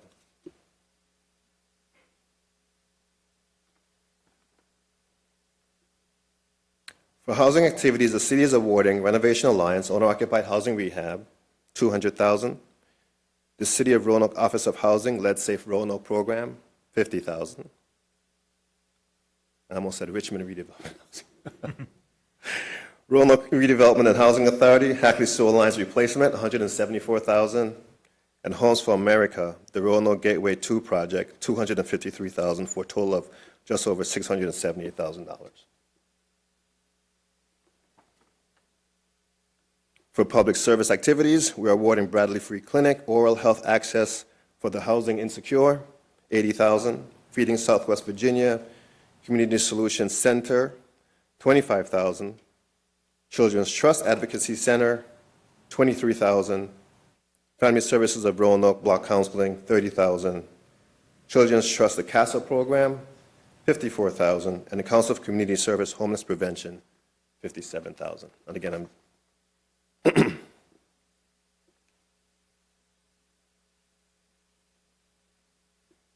For public facilities and improvements, the City of Roanoke Public Libraries, sidewalks of Plaza de Esperanza, $30,000.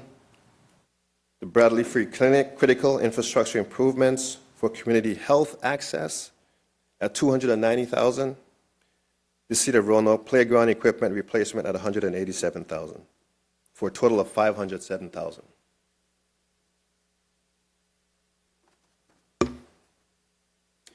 The following is a summary of the CDBG allocation. Over $3.6 million was requested for $1.8 million of available funding.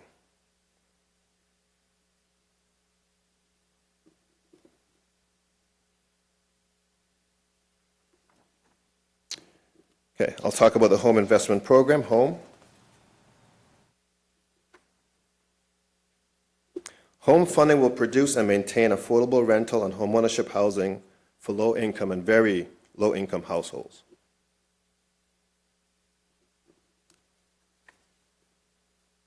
For the home budget, we received $575,000, of which $86,290 will be set aside for the Choto Community Housing Development Organization, Choto Reservation, Habitat for Humanity, $220,000, Restoration Housing, $211,000, Homes for America, $400,000, Home Administration, that's funding that the city does for the Administrative Home Program, at $57,000. Please note that the home allocation that we received was $575,000. However, the total home program that we're going to do this year is $975,000. $400,000 funded from prior year home allocations will be used for these programs.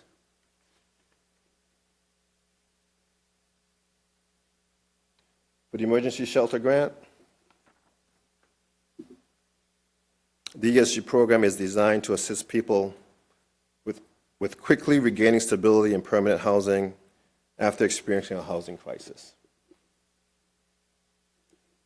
The ESG 2026-27 budget was $158,000, of which the Council of Community Service Homeless Prevention Program will receive $53,000. The Council of Community Services Rapid Rehousing Program will receive $25,000. The Council of Community Service Homeless Management Information System, $25,000. Family Promise of Roanoke Valley Emergency Shelter, $43,000. ESG administration for the city at $11,000.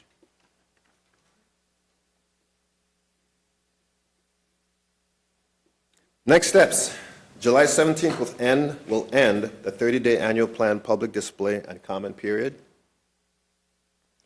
We are scheduled to request approval from the City Council on July 20th for the plan. Upon approval, the 26-27 annual plan will be submitted to HUD on or before July 14th for approval and implementation shortly thereafter. Sorry, August 14th. What did I say, July? Sorry, August 14th.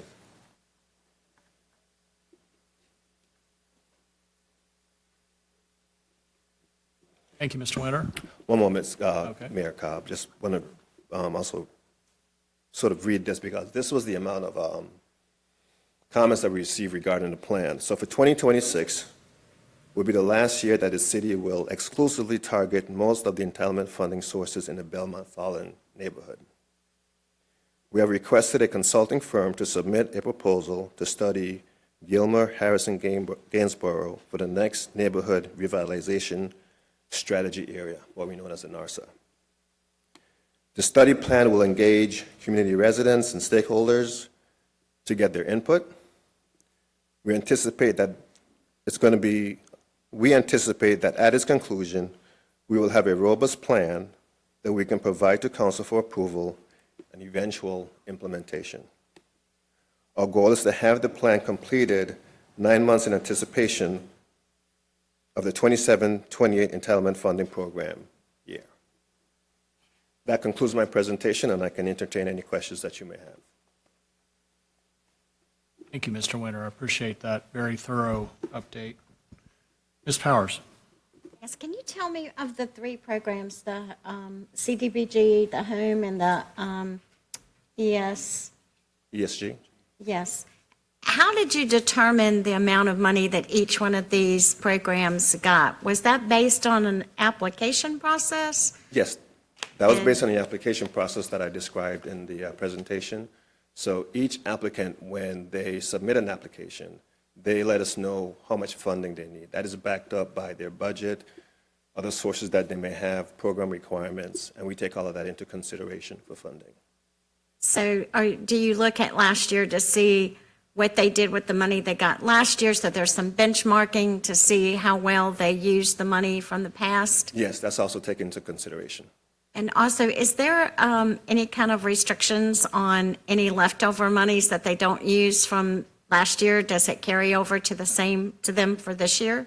For leftover funding for some programs, just depending on where they are funding-wise, we may decrease the amount of funding that they requested because they still have program funding that they're working with. Some of the other fundings are repurposed to other organizations who may not have requested more but could use more. So those are some of the kind of things that we look at in the totality of all the funding that was received, or what's balanced from the other organizations that's still on their balance books. Questions? Mr. Nash? So with the for the home funds and the 400,000 that was not used previous year, can you? This is not my area of expertise. So can you explain why those funds are from a previous year and how they're stacking up on this year? We have home funding from, I will say, starting from about, for the last 4 years, okay? And basically is that those funds haven't been programmed. I know, I think for last year, we were talking with the Housing Authority to do a program for one of the housing projects that they wanted to do, and it didn't receive tax credits, so that home funding also sat on our books for quite some time. So what we are now trying to do is to go back through the years to see what home fundings we have left and begin to actively pull those into programs, current programs that we're doing, in order that we can use up the funds as quickly as possible. Did I answer your question? You did. Okay. Mr. Mayor, is it okay if I Yes, add? Ms. Turner. So if you remember, when we created this role for Mr. Winter position, it was to actually come in and clean up. About this particular area, we had some serious challenges with adhering to the rules and regulations, which is why we not only brought in Mr. Winter, but also a consultant who is helping us go back and look into our system to make sure that every year that our funding is not only expended, but expended appropriately. And so that's part of what we're doing is cleaning up. Thank you. Vice Mayor? Thank you, Mayor. Thank you, Mr. Winter. I had a few questions. Can you remind me, there was, for the Gateway project that was mentioned in a couple of the slides, there was 400K from home and 253 from CDBG? Correct. I just can't remember. Can you refresh my memory? Was that part of the agreement from the beginning that we were going to fund that project over a period of years and provide allocations? Or is this new sources of funding that they're requesting to get that project finished? Because they were supposed to start work on that, I think, earlier this year, and it's been delayed. So can you just remind me, why are we giving them this? Was that part of the original agreement? From my understanding with this project, Phase 1 is financially closed. They have the funding for Phase 1. This funding is for Phase 2. I don't know about a previous agreement. What they have done is they have submitted an application like everyone else. We evaluated their application based on its merits, and then awarded them funding also based on its merits. So it's the anticipation that with this combination of funding, that hopefully it'll make the project financially feasible, and that they'll be able to implement the project. I guess that's what I was just trying to clarify. It sounds like it wasn't clear to me that it was not financially feasible when they brought it to us and we voted for it. I'm just wondering if they hit a snag or something, or was it always part of their plan to come back and, I mean, because they're going to tie up $653,000 that, were we planning to have to use some of this federal money for that? I guess that's just what I'm not clear on, because I thought when it was presented to us that it wasn't clear to me that it wasn't kind of a financially feasible project. When we looked at the performance that they presented, I understand that this was, like, we're not funding them based on the anticipated application. I think with any development project that goes through, the developer has the We'll have to look at their funding sources to see how they can make the project financially feasible. This is what we were able to provide for the developer. What they will now have to do back is go back and look through their performer to see how they can make the project financially feasible. If not, then we can revoke the funds and reallocate it somewhere else. Okay. Did you want to pile onto that, Mr. Volleson? Yeah, just that when we look at what that home project is, that is affordable housing. That is building units that that typically takes a lot of money. And so, putting $400,000 into a project like this is not uncommon. It helps buy down the rate of each of those units so that they can. Didn't we get to see them for rezoning, though? I know the plans Yeah. have been approved through the planning department, yes, so the I was Yeah. project curious is because ready. I knew the project was supposed to have started, and I wasn't sure what held it up, and I didn't know that they were going to come back to us and ask for this money. But, I mean, I supported the project. I was just curious. So And thank then you. again, this is for phase two, so Yep. they should have started or should start construction for phase one Okay. pretty soon. My second question was under, I forget the slide number, but there was $187,000 for playground equipment. Yes. Can you tell me which playground? I am working with the Parks and Rec Department, who are honored today, regarding which playground they would like to utilize that funding for. They had a recommendation of, I think, 3, and then we're going to sit down and say, okay, hey, this is the funding that we had based on the 3 that they had, and then decide which playground will then be funded with the funding sources. The funding source. I would just throw out in your conversations, in case they don't bring this up or if they've forgotten, because someone brought up to me when we had a young man come and encourage us to fix up the playground at Highland Park Elementary, and I think we committed to doing that. I don't know this for certain, but someone pointed out to me that that was originally a cost share agreement between the schools and the city, because that's a shared playground. Okay. And that historically there were other cost-sharing agreements with other playgrounds that are shared, like at Fishburne Park Elementary, where there's also playground equipment that needs to be repaired. Okay. So I would just encourage you, if that's applicable or something to think about, that there may be, don't let the, encourage our schools' friends to also, if there's a cost-sharing history precedent, that maybe we could get them to help with some of We these. can definitely look into that, because we try to leverage your resources as much as we can. Okay, yeah, thank you very much.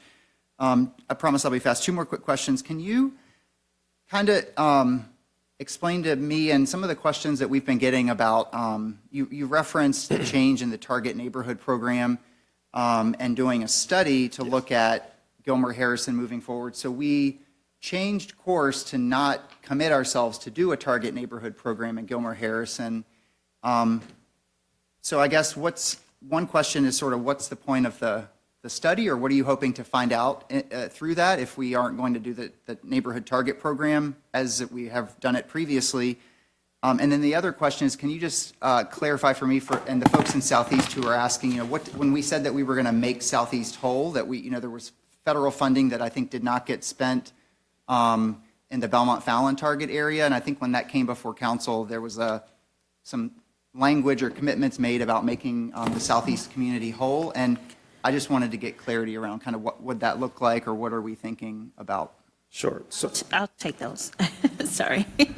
So, in response to your first question about the target area, it was my understanding and staff's understanding that these couple years when we were trying to go through and understand where we are financially, we did not have the capacity to create a plan for Gilmore Harrison, because we had money that had been sitting that had to be spent.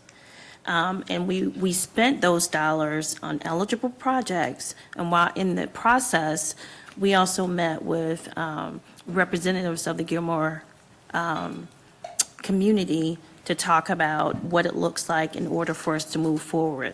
Now, when we bring a plan back to you, so we are going to do a plan, because although there was no council action, I heard from council that those were promises that were made. So we bring a plan back. Our plan is going to be a plan where we can do programs and projects in that area, but not necessarily dump every dollar in that area. And I don't mean dump, but not expend all the dollars. So it'll have to be a bifurcation of how we do that. So to your second question, as I stated, I had to do some research relative to the Belmont Fallon target area. And what we found is the money that should have been spent from CDBG, they switched it to ARPA. So they did, in fact, get all the money. And so we're working on, Ms. Ferguson and Ms. Harris are working on a report to council on our ARPA funds. And I can tell you that has been a task for staff, particularly because a lot of the individuals that work with the ARPA program are no longer here. So we are, yeah. Just to put that quite frankly. So we are working on bringing that to council because we're going to need for council to reallocate some dollars. But trying to figure out exactly how much that is what we're working on. But we did find that over $1 million, do you know the exact number that went to Belmont? I'm sorry, I don't have that number for you, but I can certainly get it for you. But they switched the funding source, so it was spent. Well, thank you very much. Yeah. I think that Yeah. the community will, that's really good information for them to have and know. And so thank you for that. And as you were able to kind of sort out more and get that report back to council, that would be great. And we'll Absolutely. work to get that out to the community. Absolutely. So thank you. I don't have any other questions. I appreciate it. Okay, no problem. Mr. Nash and then Ms. Sanchez Jones.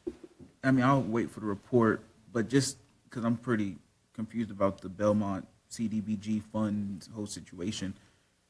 But weren't there projects that were supposed to be done in the area that didn't get completed? Or did all the project, like I understand they subbed the money, supposed to be CDBG, but a decision was made to use ARPA dollars. Yeah, it was my understanding, and we're working on that all of the projects that were allocated were actually completed.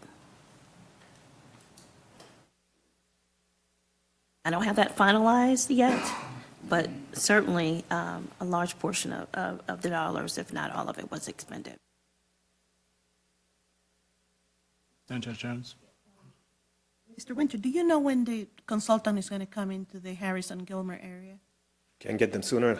We anticipate hopefully getting the proposal this month and hopefully get them started by next month. We think it's going to be about a 9-month process, using most of the fall to do stakeholder and community engagement, and then in the early next year, put the plan together, run it by the citizens, make sure this is something that's implementable, measurable, has specific benchmarks that we can move forward with. The funding source over the number of years, and then bring it to council for consideration and approval.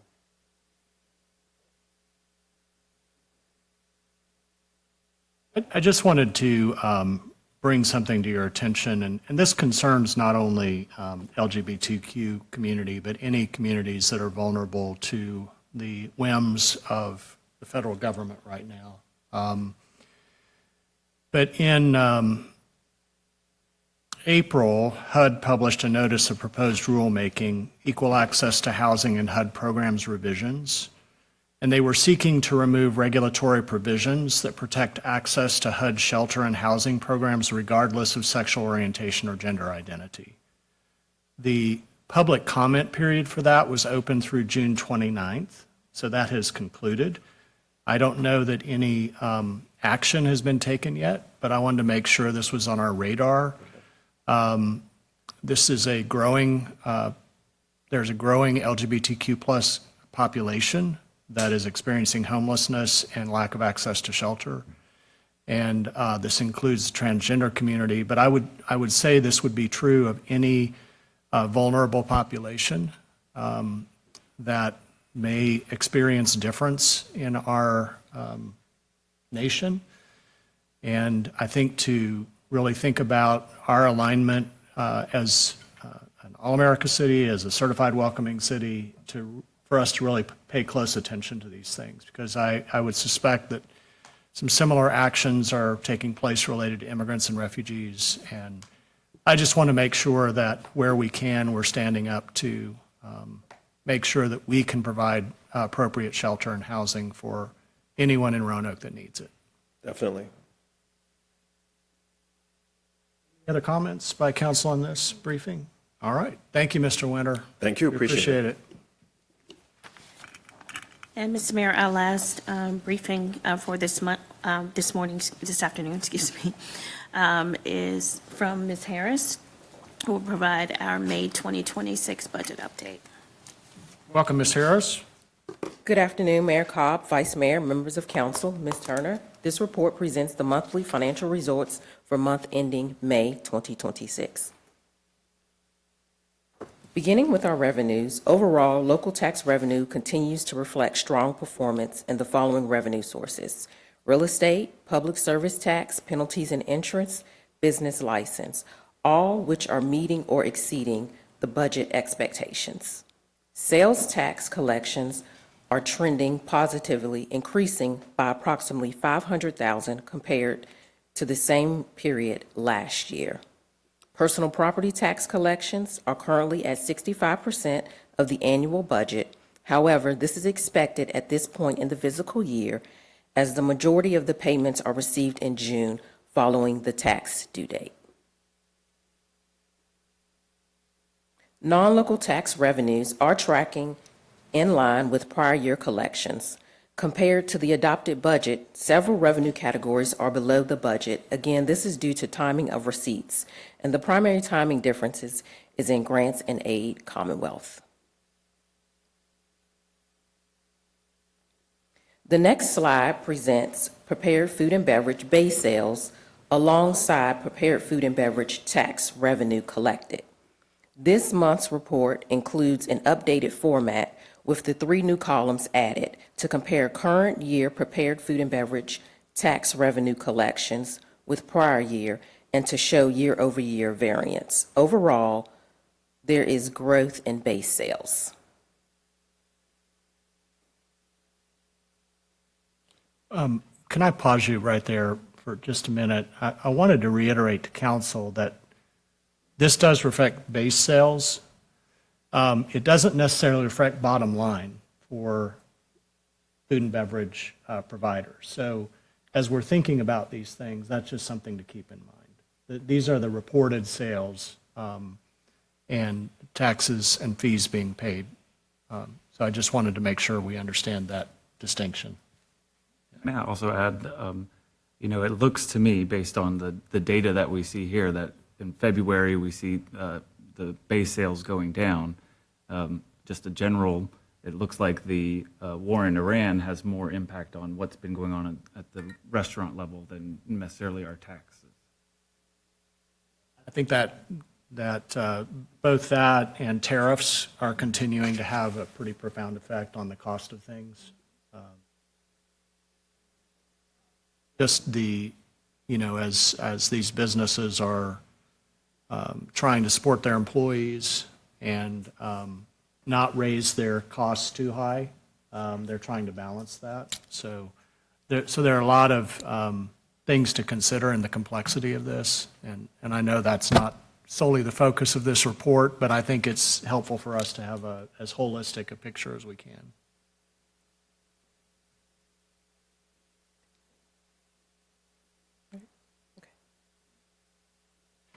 Yeah, sorry. Thank you, Ms. Harris. Sorry about that. The next slide continues to show the prepared food and beverage timeliness discount. Overall, majority of restaurants continue to submit their prepared food and beverage tax returns on time. And on this, I wanted to share that I recently got a report from the Commissioner of Revenue's office, and I think at the end of April, 447 food and beverage, whether they're restaurants or just have food and beverage that pay this, had filed on time, and 423 were taking full advantage of the discount, which is a very high percentage. So I think that's a good data point for us to have.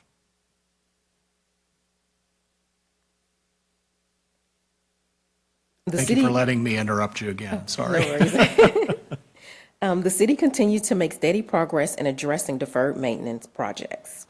Current expenditures for elevator replacements is at 1.8 million, and current expenditures for HVAC, mechanical, electric upgrades are at 1.4. Finance will continue to maintain detailed expenditure tracking.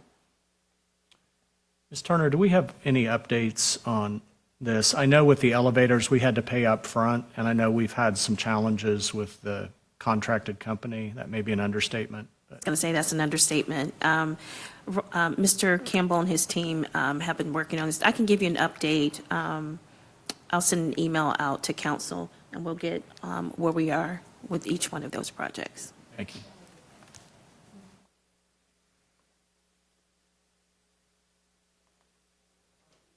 General fund expenditures are approximately tracking at 84% of the annual budget.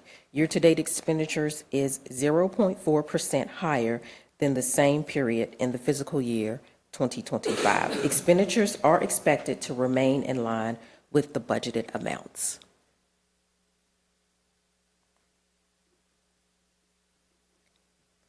Overtime wages have exceeded the annual budget, largely again driven to snow removal operations and staffing limitations in some departments.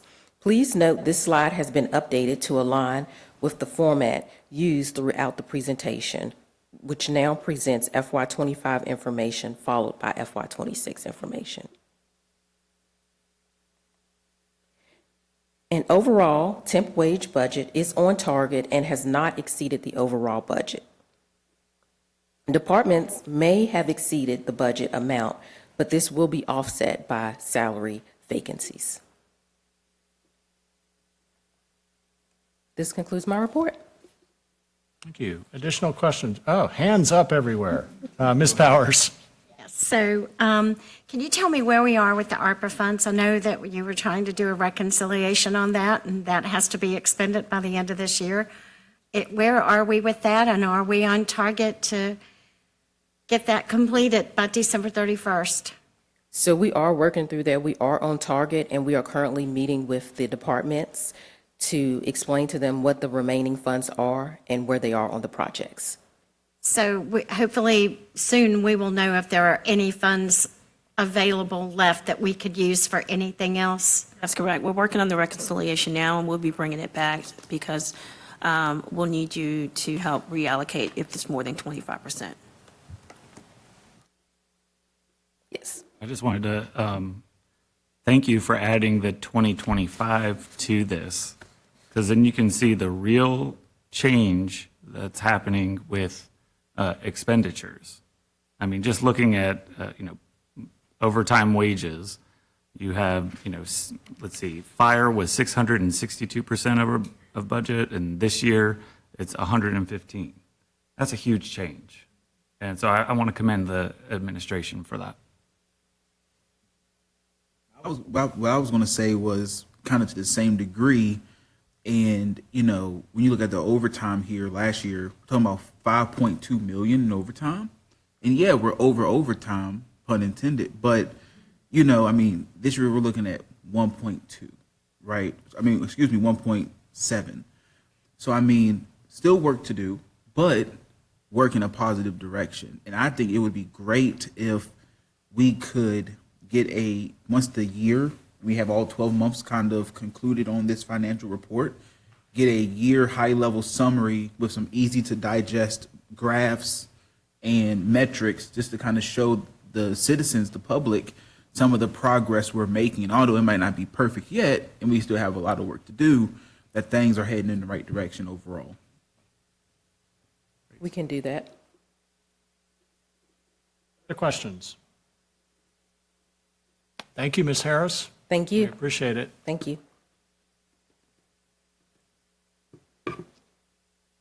We'll move now into our items recommended for action. And item A is the acceptance and appropriation of project outside grant funding for Brushy Mountain. We have one measure and ordinance. I'll entertain a motion in second. Move the ordinance. Second. Thank you, council members Hagan and Volleson. And Madam Clerk, will you please read the title paragraph? An ordinance authorizing the acceptance of the project outside grant made to the city of Roanoke by the Roanoke Outside Foundation to repair the Brushy Mountain Fire Road within the Carvins Cove natural area, authorizing the execution of any required documents on behalf of the city, appropriating funds detailed more fully infra, and dispensing with the second reading of this ordinance by title. Thank you, Madam Clerk. Ms. Turner, anything to add to this? Yes, thank you, Mr. Mayor. The grant funding will be used to replace culverts, regrade the road, and stabilize areas damaged by flash flooding, improving access for recreational users, trail maintenance staff, and emergency responders. We are greatly appreciative of the Roanoke Outside Foundation for its continued support and investment in enhancing our community's outdoor recreation areas. Any question or discussion from council? I would thank Project Outside. Thank you, Mayor, for the money. Yeah, Very I grateful. appreciate that. It's a great partnership. All right, Madam Clerk, will you please call the roll? Ms. Powers? Aye. Mr. Hagan? Aye. Ms. Sanchez Jones? Aye. Vice Mayor McGuire? Aye. Mr. Nash? Aye. Mr. Volleson? Aye. Mayor Cobb? Aye, and the ordinance is adopted. Item B is the execution of Amendment Number 3 to the city's contract with Renovation Alliance for the Healthy Homes Roanoke to provide rehabilitation and limited repairs to homes located in the city of Roanoke. We have one measure, a resolution, and I'll entertain a motion and second on the resolution. Council members Powers and Sanchez Jones. Madam Clerk, will you please read the title paragraph? A resolution authorizing the city manager to execute Amendment Number 3 to the City of Roanoke's contract with Renovation Alliance dated March 23, 2023, to increase the funding provided by the City of Roanoke to Renovation Alliance to complete rehabilitation and limited repairs to homes throughout the city under the Healthy Homes Program, and authorizing the city manager or designee to take such actions and execute such documents in connection with Amendment Number 3. Thank you. Ms. Turner. Yes, thank you, Mr. Mayor. This contract amendment increases the contract by $203,000 for a total contract of $660,500 under the Healthy Homes Roanoke program. This additional HUD-funded support will allow Renovation Alliance to expand its capacity to complete home rehabilitation projects that address health and safety hazards, helping ensure more Roanoke residents have safe and healthy homes. Thank you. Any questions? Mr. Volleson. I want to thank the Renovation Alliance for their great work in this field. There's a lot of homes in our city that are getting older every day, and this really helps a lot of our citizens stay in the homes that they're in. So I really appreciate the work that y'all do. Thank you. And I want to acknowledge Ms. Dina Imbriani, who is the new executive director at Renovation Alliance. Thank you for being with us today. And this new young recruit you have to your left on your board, Annette Lewis, it's always great to see you. Thank you for being here. All right, Madam Clerk, I think we're ready to call the roll. Ms. Powers? Aye. Mr. Hagan? Aye. Ms. Sanchez Jones? Aye. Vice Mayor McGuire? Aye. Mr. Nash? Aye. Mr. Volleson? Aye. And Mayor Cobb? Aye, and the resolution is adopted. Thank you all. All right, now I'll turn to our city manager, Ms. Turner, for your comments. And I think I know what one of them is. Just thought you want to see it. Mayor, Vice Mayor, and members of City Council, I am excited to officially announce that Roanoke is a 9-time All-America city. The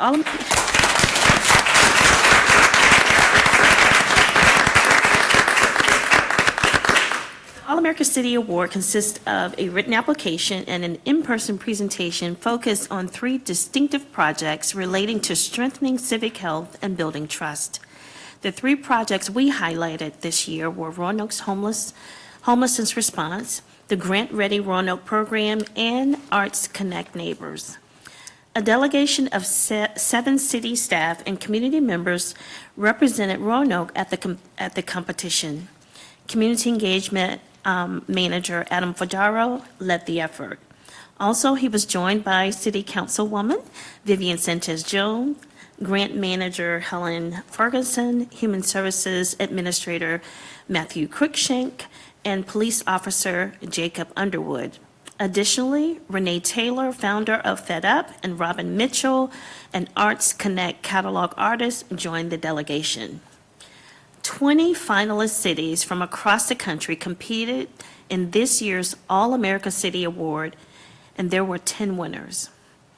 Additionally, the All-American City Director noted that this year's competition was one of the fiercest she's seen in 8 years in the organization's history. About half of the cities sent delegations of over 20 people. The biggest had over 50. Roanoke had 7. 65. Compared to more elaborate presentations, Roanoke shined through authentic storytelling and a collaborative art project that involved other All-America cities. Our 3 programs earned the national recognition because the panel of judges saw that Roanoke is strengthening our community and building trust with the people we serve. So this is our award. Some of our members were here earlier, but I think they left, yeah. This is our award. We are very, very excited. Again, if you have not had the opportunity to watch the presentation, it was phenomenal. They asked some really good questions at the end that our team was able to answer from their heart about how they feel about Roanoke, the things that we're doing here, and the impact that we're making. So I'm excited. So that's my first comment. So for those who are here that were able to go, would you please stand so that we can thank you and recognize you?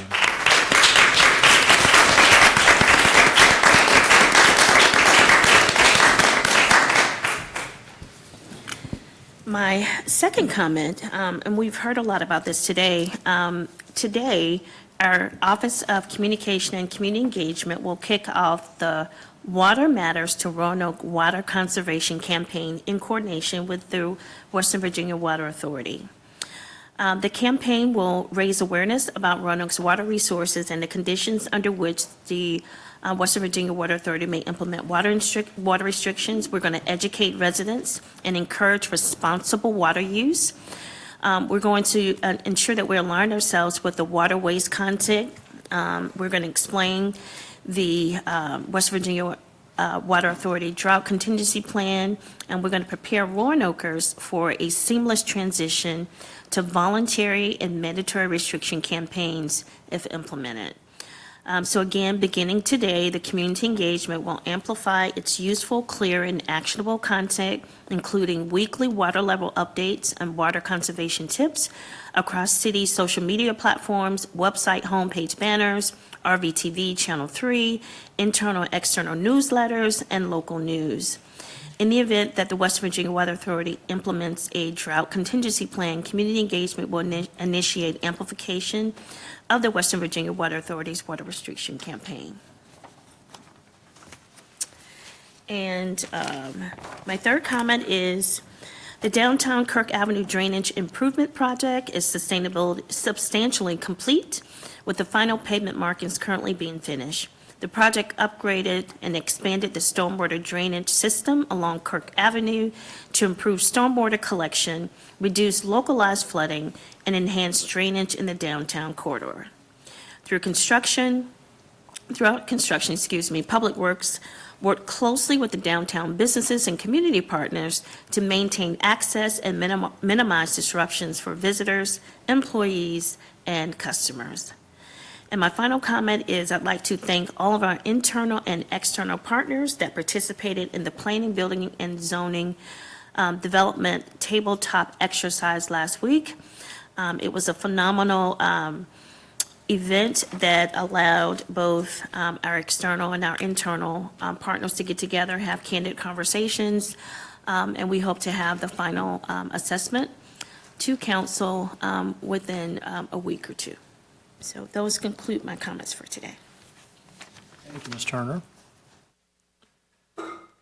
We're going to move now to our reports of committees, and before we move into these two items regarding Roanoke City School Board appropriations, I'm going to ask two of our colleagues to share some statements. Well, I would love to go first, but I gotta find here we go, thank you.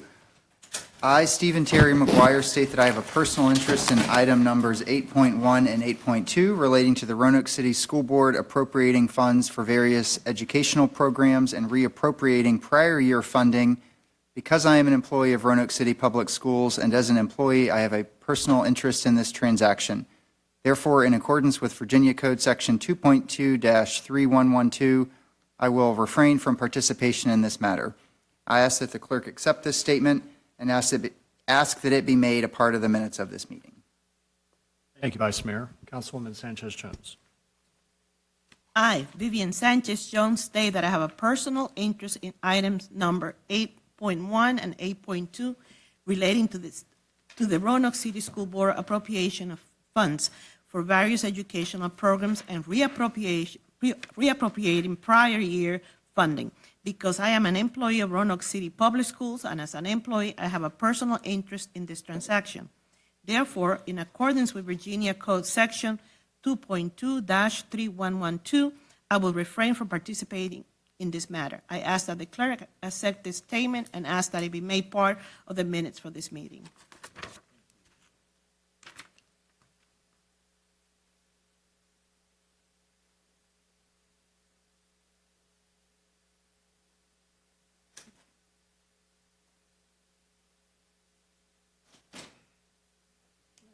Now turn to item 1, a report of the Roanoke City School Board requesting appropriation of funds for various educational programs, and a report of the city manager recommending that city council concur in the request. We do have one measure of budget ordinance, and I'll entertain a motion in second.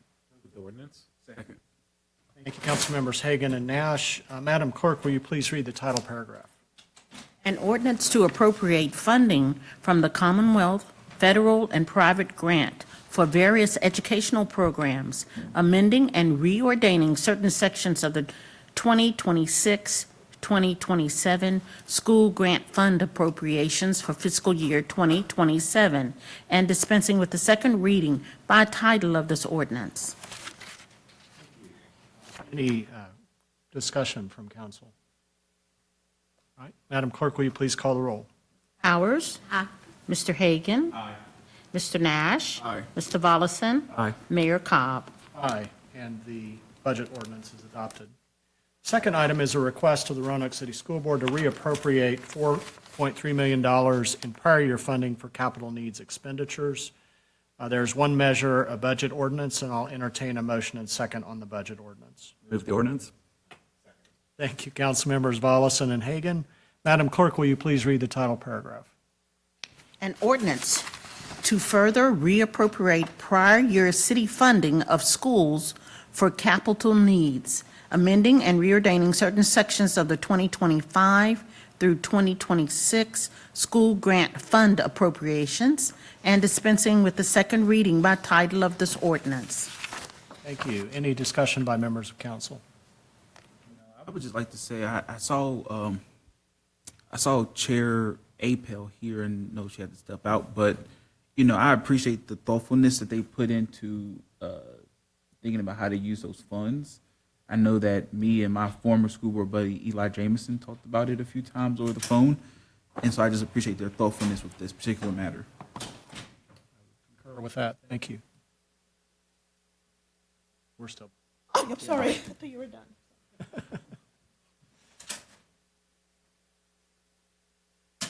Right, any other discussion?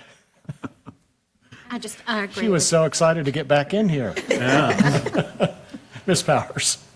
I would just say, Councilman Nash, that they provided information to us with how they would use the funds since they weren't going to be doing the cottages. And I know this has been a hard decision for everybody, so I'm glad we can work this out to help the schools out this year. Thank you. All right. Madam Clerk, will you please call the roll? Ms. Powers. Mr. Hagan. Mr. Nash. Aye. Mr. Volleson. Aye. And Mayor Cobb. Aye, and the budget ordinance is adopted. Now they can come back.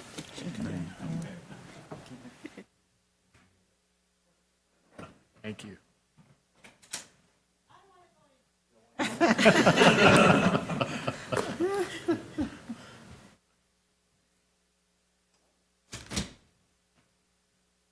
Welcome back. Thank you, sir. All right, we're going to continue, and I know the Vice Mayor will join us shortly. Item 3 are comments on certain authorities, boards, committees, and commissions in which city council members serve as liaisons or appointees. Do we have any liaison reports?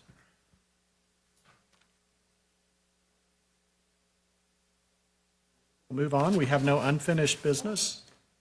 Oh, you have something? I wanted to share about the trip to Denver. I was really proud of how many people came to us wanting to know more information about Fed Up, our START Initiative program, and about Grant Ready Roanoke. I mean, I was really proud of that moment, and everybody that went with us, they did a great job. So I'm proud to be a Roanoker and proud to represent the city. So thank you, everybody, again. Really glad that you were able to go and represent us. All right, we'll turn now to item 10, which is introduction and consideration of ordinances and resolutions. We have 2 for consideration this afternoon. The first is a resolution establishing a written policy for participation in city council meetings through electronic communication. I believe I'm correct that this is something we get to do every year and Yes. reaffirm, right? Under FOIA law, we have to adopt it every year. This is just a renewal. There's no changes to the policy that's been in place for 5-6 years now. I remember when we had to vote on this for the first time at the onset of COVID, so here we are. We have one measure, a resolution. I'll entertain a motion and second on the resolution. Move resolution. Second. Thank you, council members Volleson and Powers. Madam Clerk, will you please read the title paragraph? A resolution establishing a written policy for participation in the city council meetings through electronic communication. Any discussion by members of council? Madam Clerk, will you please call the roll? Ms. Powers. Aye. Mr. Hagan. Aye. Ms. Sanchez Jones. Aye. Vice Mayor McGuire. Aye. Mr. Nash. Aye. Mr. Volleson. Aye. And Mayor Cobb. Aye, and the resolution is adopted. Second item is an ordinance to readopt and reenact the code of the city of Roanoke as amended, and I believe this is also something that we do on an annual basis. Anything of note? No, it just incorporates all the state code changes that were made into our code as if it was reinstated. I will entertain a motion and second on this ordinance. Go ahead. Move the ordinance. Thank you, Councilmembers Hagan and Powers. Madam Clerk, will you please read the title paragraph? An ordinance to readopt and reenact the code of the city of Roanoke as amended and dispensing with the second reading of this ordinance by title. Thank you. Any discussion by members of council? Madam Clerk, will you please call the roll? Ms. Powers. Aye. Mr. Hagan. Aye. Ms. Sanchez Jones. Aye. Vice Mayor McGuire. Aye. Mr. Nash. Aye. Mr. Volleson. Aye. Mayor Cobb. Aye, and the ordinance is adopted. Item 11 is motions and miscellaneous business. Are there any inquiries or comments by members of council? Mr. Volleson. Yes, I wanted to introduce the Market Street pedestrianization CMI. I know that has been sent out to everyone on the council previously, and was hoping we could discuss that this afternoon before we head out of here. Oh, I guess we're coming back at 7. I've submitted the CMI, which has obviously more information on it, but the purpose of this is the pedestrianization of Market Street and Wall Street in the city market area would create a safer, more vibrant, and economically competitive downtown destination. By prioritizing people over vehicles in Roanoke's most walkable district, the city can expand space for outdoor dining, community events, and public gatherings while improving safety and accessibility to residents and visitors. This investment would strengthen local business, enhance the historic character of the market area, and build on downtown success as a regional destination. The specific recommendations or requests of the CMI are to direct staff to permanently close Wall Street and Little Market Street, adjacent to the City Market Building, to vehicular traffic, and create outdoor service areas for market building tenants and others adjoining properties. And the second is to direct staff to work with the City Market Building and Downtown Roanoke Incorporated to pilot a program for closing down Market Street between Campbell Avenue and Church Avenue to vehicular traffic. The CMI was built with those folks in mind and with their, I don't want to say their blessing, but talked with them about this. So this is where we came on this idea of doing a pilot for the main part of Market Street where the vendors typically are. Thinking about what can we do in the evenings to close that down. If we do a designated outdoor refreshment area, how can that also help with the Market Street vibrancy downtown? So that's what we're looking at, is how can we make there more outdoor dining and make it more of a place for people to come and enjoy and not have to worry about traffic coming in between them. All right, thank you, Mr. Volleson. Questions or comments from members of council? This is general. CMIs are generally something that we send to the manager for review, impacts, implication, costs, to bring back a report to us. If it's something that we have some consensus around, now's the time to do that. But it's also a good time for questions. So has this been brought to the businesses downtown? I mean, this is the first I've seen this other than what you sent out. Yeah. So I'm a little concerned of what downtown businesses would think of this. Yeah, so that's why we talked with Downtown Roanoke Incorporated. And, you know, their sense was that Little Wall and Little Main, sure, go ahead and close it, because it allows for more outdoor dining and different ways to create more revenue for those places right along it. And I've talked to the parking, you know, we're trying to put that into the parking study as well. So there has been discussion with different groups in downtown about this plan. I think the most effective people are the vendors that are there on Market Street. And that's why we went with a pilot program to test it out and to see what we can do with that space. Whereas the Wall Street and Little Market Street are. When you talk about the vendors, help me understand The this. Do farming you mean the vendors, farming? yeah. But they're only there now, what, on Friday, Saturday, and that 2 days? Am I correct? Only 2 days now? That might be correct, but the biggest issue that we've had with closing down that street is that vendors have typically raised concerns that, you know, they can't get their truck next to where they need to go and stuff like that. When it comes to Market Street itself, the majority of that use is actually, you can ask Park Roanoke, but basically all that parking that's there next to it, that's where most of the employees that work at those businesses are parking. So it's not necessarily helping out with customers and bringing visitors into downtown. And by having that road go right through there, I mean, most of us have been to the market before. When you're in that area, you're walking around and you have to watch out for the random car or two that may come through that street. Considering that it's just a block, I don't think it's going to have huge traffic implications. It will have some parking implications on those employees, but I will also remind you that we have a service employee parking program so that they're not parking in those spots that should be taken up by So along visitors. that corridor, the only people that would park would be the vendors that are selling their wares. Correct. You know, there are certainly implications to this. There are a lot of implications. There are a lot of adjustments to traffic flow. Roanoke always embraces change immediately. Thank you for that. Yeah, sure. There are lots of, I think, conversations that need to be held. I know that we're due to, I think, get a report on the parking study at our first meeting in August, which will also be helpful.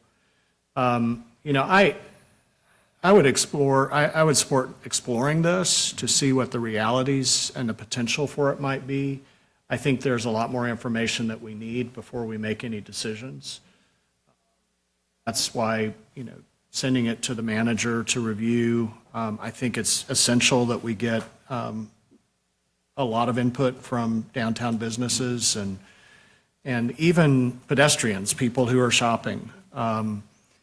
Because right now, if we close even Little Wall and Little Market, which are one-way streets either way, that's going to create some interesting dynamics with traffic flow and parking access. So all those things are part of the consideration. Mr. Hagan. Yeah, so I just have a couple of questions. When you say Little Market Street, you're talking about where like Wasabi's is, or you're talking about where like I don't recall the name of the new restaurant, but Awful Arthur's used to be. Yes. Okay, That's you're talking Little about Market. that. And then I say market between Campbell and Church. Okay, which is so part in Wasabi. have you talked with, I know you mentioned that you talked with Downtown Roanoke Inc., but like we're talking about vendors that are actually have a lot of goods and services that need to Yes, transport. talk to vendors. So Azars, you have the Hatch, you have Three Notched, the Bodega, Scrambled. So those would be people that we would be, again, this is a beginning of a process. I have talked with the major stakeholders, and there has been nothing but positive. Major stakeholders being Downtown Roanoke Inc.? Downtown Roanoke Inc., Park Roanoke. I've also spoken with vendors. I've also spoken with restaurateurs that are down there, and they have all had positive reaction to it. So this is not saying that we're going to do this tomorrow. What this is asking is for the city manager to look at it to see if it's a feasible thing to do, which I believe it is, and I believe that those stakeholders will have the same idea. Restaurateurs and vendors, because I just listed those ones there, and you said you talked to the major stakeholders. I mean, I've talked to the, what's it called? The City Market Building Association that owns the City Market Building. So, I don't have a list of every person I've talked to, but I do know the major organizations and then those that I've gone and talked to on the actual Market Street, like going around and talking to them.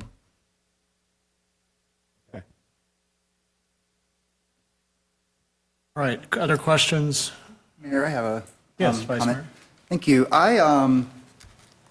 I support some of this in concept, but I would not be comfortable moving forward with it right now. And you may know, Mr. Volleson, I drafted a similar CMI back in January, which I'd be glad to share with you when we were getting an update from Mr. Campbell about the issues that his department was having with events policies. And I drafted a CMI to look at exactly that. So I could be supportive of that. I guess a couple questions. One piece, I would be more comfortable with something that instead of directing staff to close down these streets, that it, to the mayor's point, ask staff to look at that into the feasibility I'm not done yet, thank you, to do some outreach.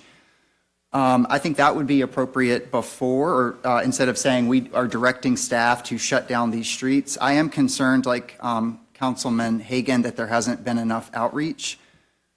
So I would be more comfortable if we could just do some of that due diligence first, because I actually, when I was drafting this CMI in January, I did talk to some of the business owners, and I actually heard from folks on that Market Street that abuts the farmers market that they would not be. Specifically, Jack Brown's was very opposed to closing that street.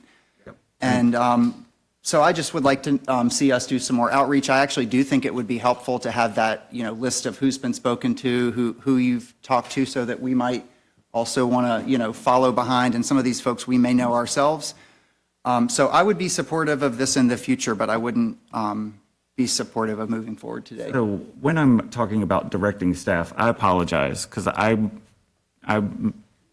the recommendation says specific action requested. And so I went to what is the last step, not, the study and all that. I knew that this CMI was going to go in and it gets studied and everything by the administration. I'm not literally saying, go do this tomorrow. It's saying, hey, this is what I would like to see done in the future, is that these two small streets get pedestrianized and that we pilot this Market Street. And I'm aware of Jack Brown's issues with it, and it mainly comes down to parking for their employees. And that's not something that the city is in charge of. Other comments or? I just have a question. Yeah, for Ms. Sanchez-Jones. Ms. Turner. Ms. Turner, if we close those streets, would it help the business owners now that with the new federal regulations that they cannot use the sidewalk? Will that increase the capacity for them to have tables out in front of the restaurant? Right now, I don't know. We haven't done any type of analysis whatsoever, so it would take us some time to do that. And so, while I have the mic, the challenge is staff capacity. So what if you give this to me via consensus, I'll probably talk to the team and we'll figure out how we could, maybe bring in a consultant to do the analysis, to do the community engagement, because we are really kind of spent. If you remember when I created the council member initiative, what I stated was, if we get too many, I'll package it up, bring it back to you, and kind of outline what we could and could not do, or kind of give a timeline on when we can start some things. So if this is something that you need for staff to do immediately, we don't have the capacity to do it right now. And it would be something that I would have to put off for some time. But, we're happy to do as, directed by council. Mr. Hagan. So I'm not saying it's a bad idea. But given the fact that we have the parking study happening and we'll get briefed on that on August 3rd, I might suggest that we delay until after that, that presentation before council.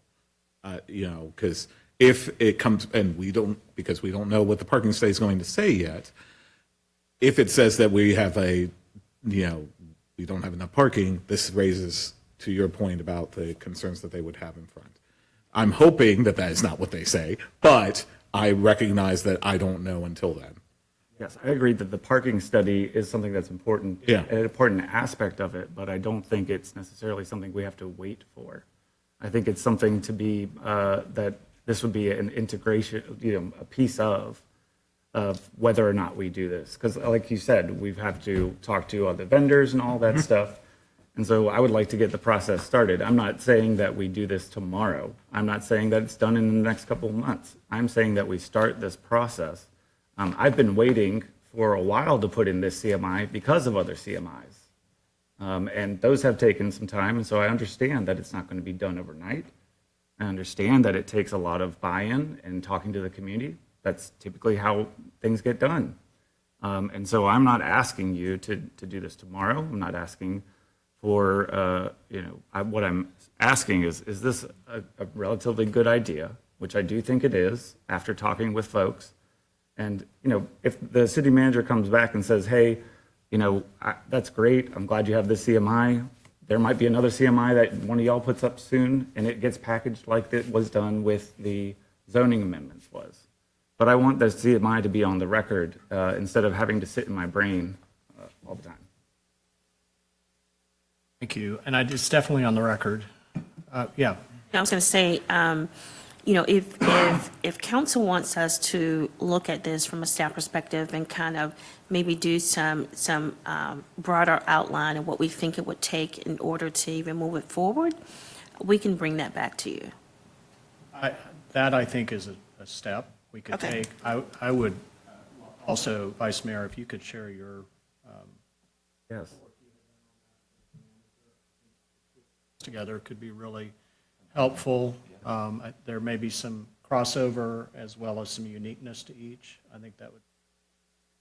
And you could bring back a report, and before we, fully launch anything on this.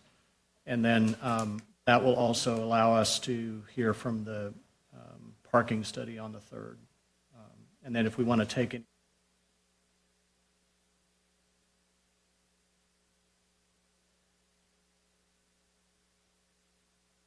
All right, we're going to move now to vacancies, and we only have a couple. I have one question. Oh, yes. Real quick. Mr. Nash. I was at the barber shop, and there was a citizen that had heard about Grant Ready Roanoke, and he has a nonprofit that he runs where he does community based violence intervention, and he works with the youth and does a lot of mentorship and combines it with physical fitness and sports and athletic training and things of that such. And he was asking about, how, like, the whole grants process and, like, how does he become compatible when we have grant opportunities that present themselves, how does he go through the whole process? And I had told him about Helen and the Yep, work Ms. that she Ferguson. does. So my question was, when is the next Grant Ready Roanoke cohort? And one, I would like to share that information with him, but then also to make sure that we're getting more to the grassroots level of putting it out there with who can be involved, and making sure that we're really, really, really working with our news to really put that information out there in order to make sure that the community knows. I'll follow back up with you, Ms. Ferguson had to step out, but I'll follow back up with you and council as a whole on when is the timeline. Thank you. Mayor, I do have something. I Sorry. almost forgot. That's all right. I just want to ask a question. I know all of us have been getting a lot of emails this past week or a couple of weeks about things going on in Southeast. Does city administration get that? Have you gotten any of those emails? A lot of them have been on social media and emails, I think related, and messaging, Facebook Messenger related Yes. to, I suspect, a lot of, well, some of the concerns I'm aware of are just ongoing issues related to substance use disorder and incidents. Theft. I know the ones that I got, and I can share those with you, were where, they're having to lock up like their chairs on their front porch. They can't have solar lights in their yard. They're being taken up.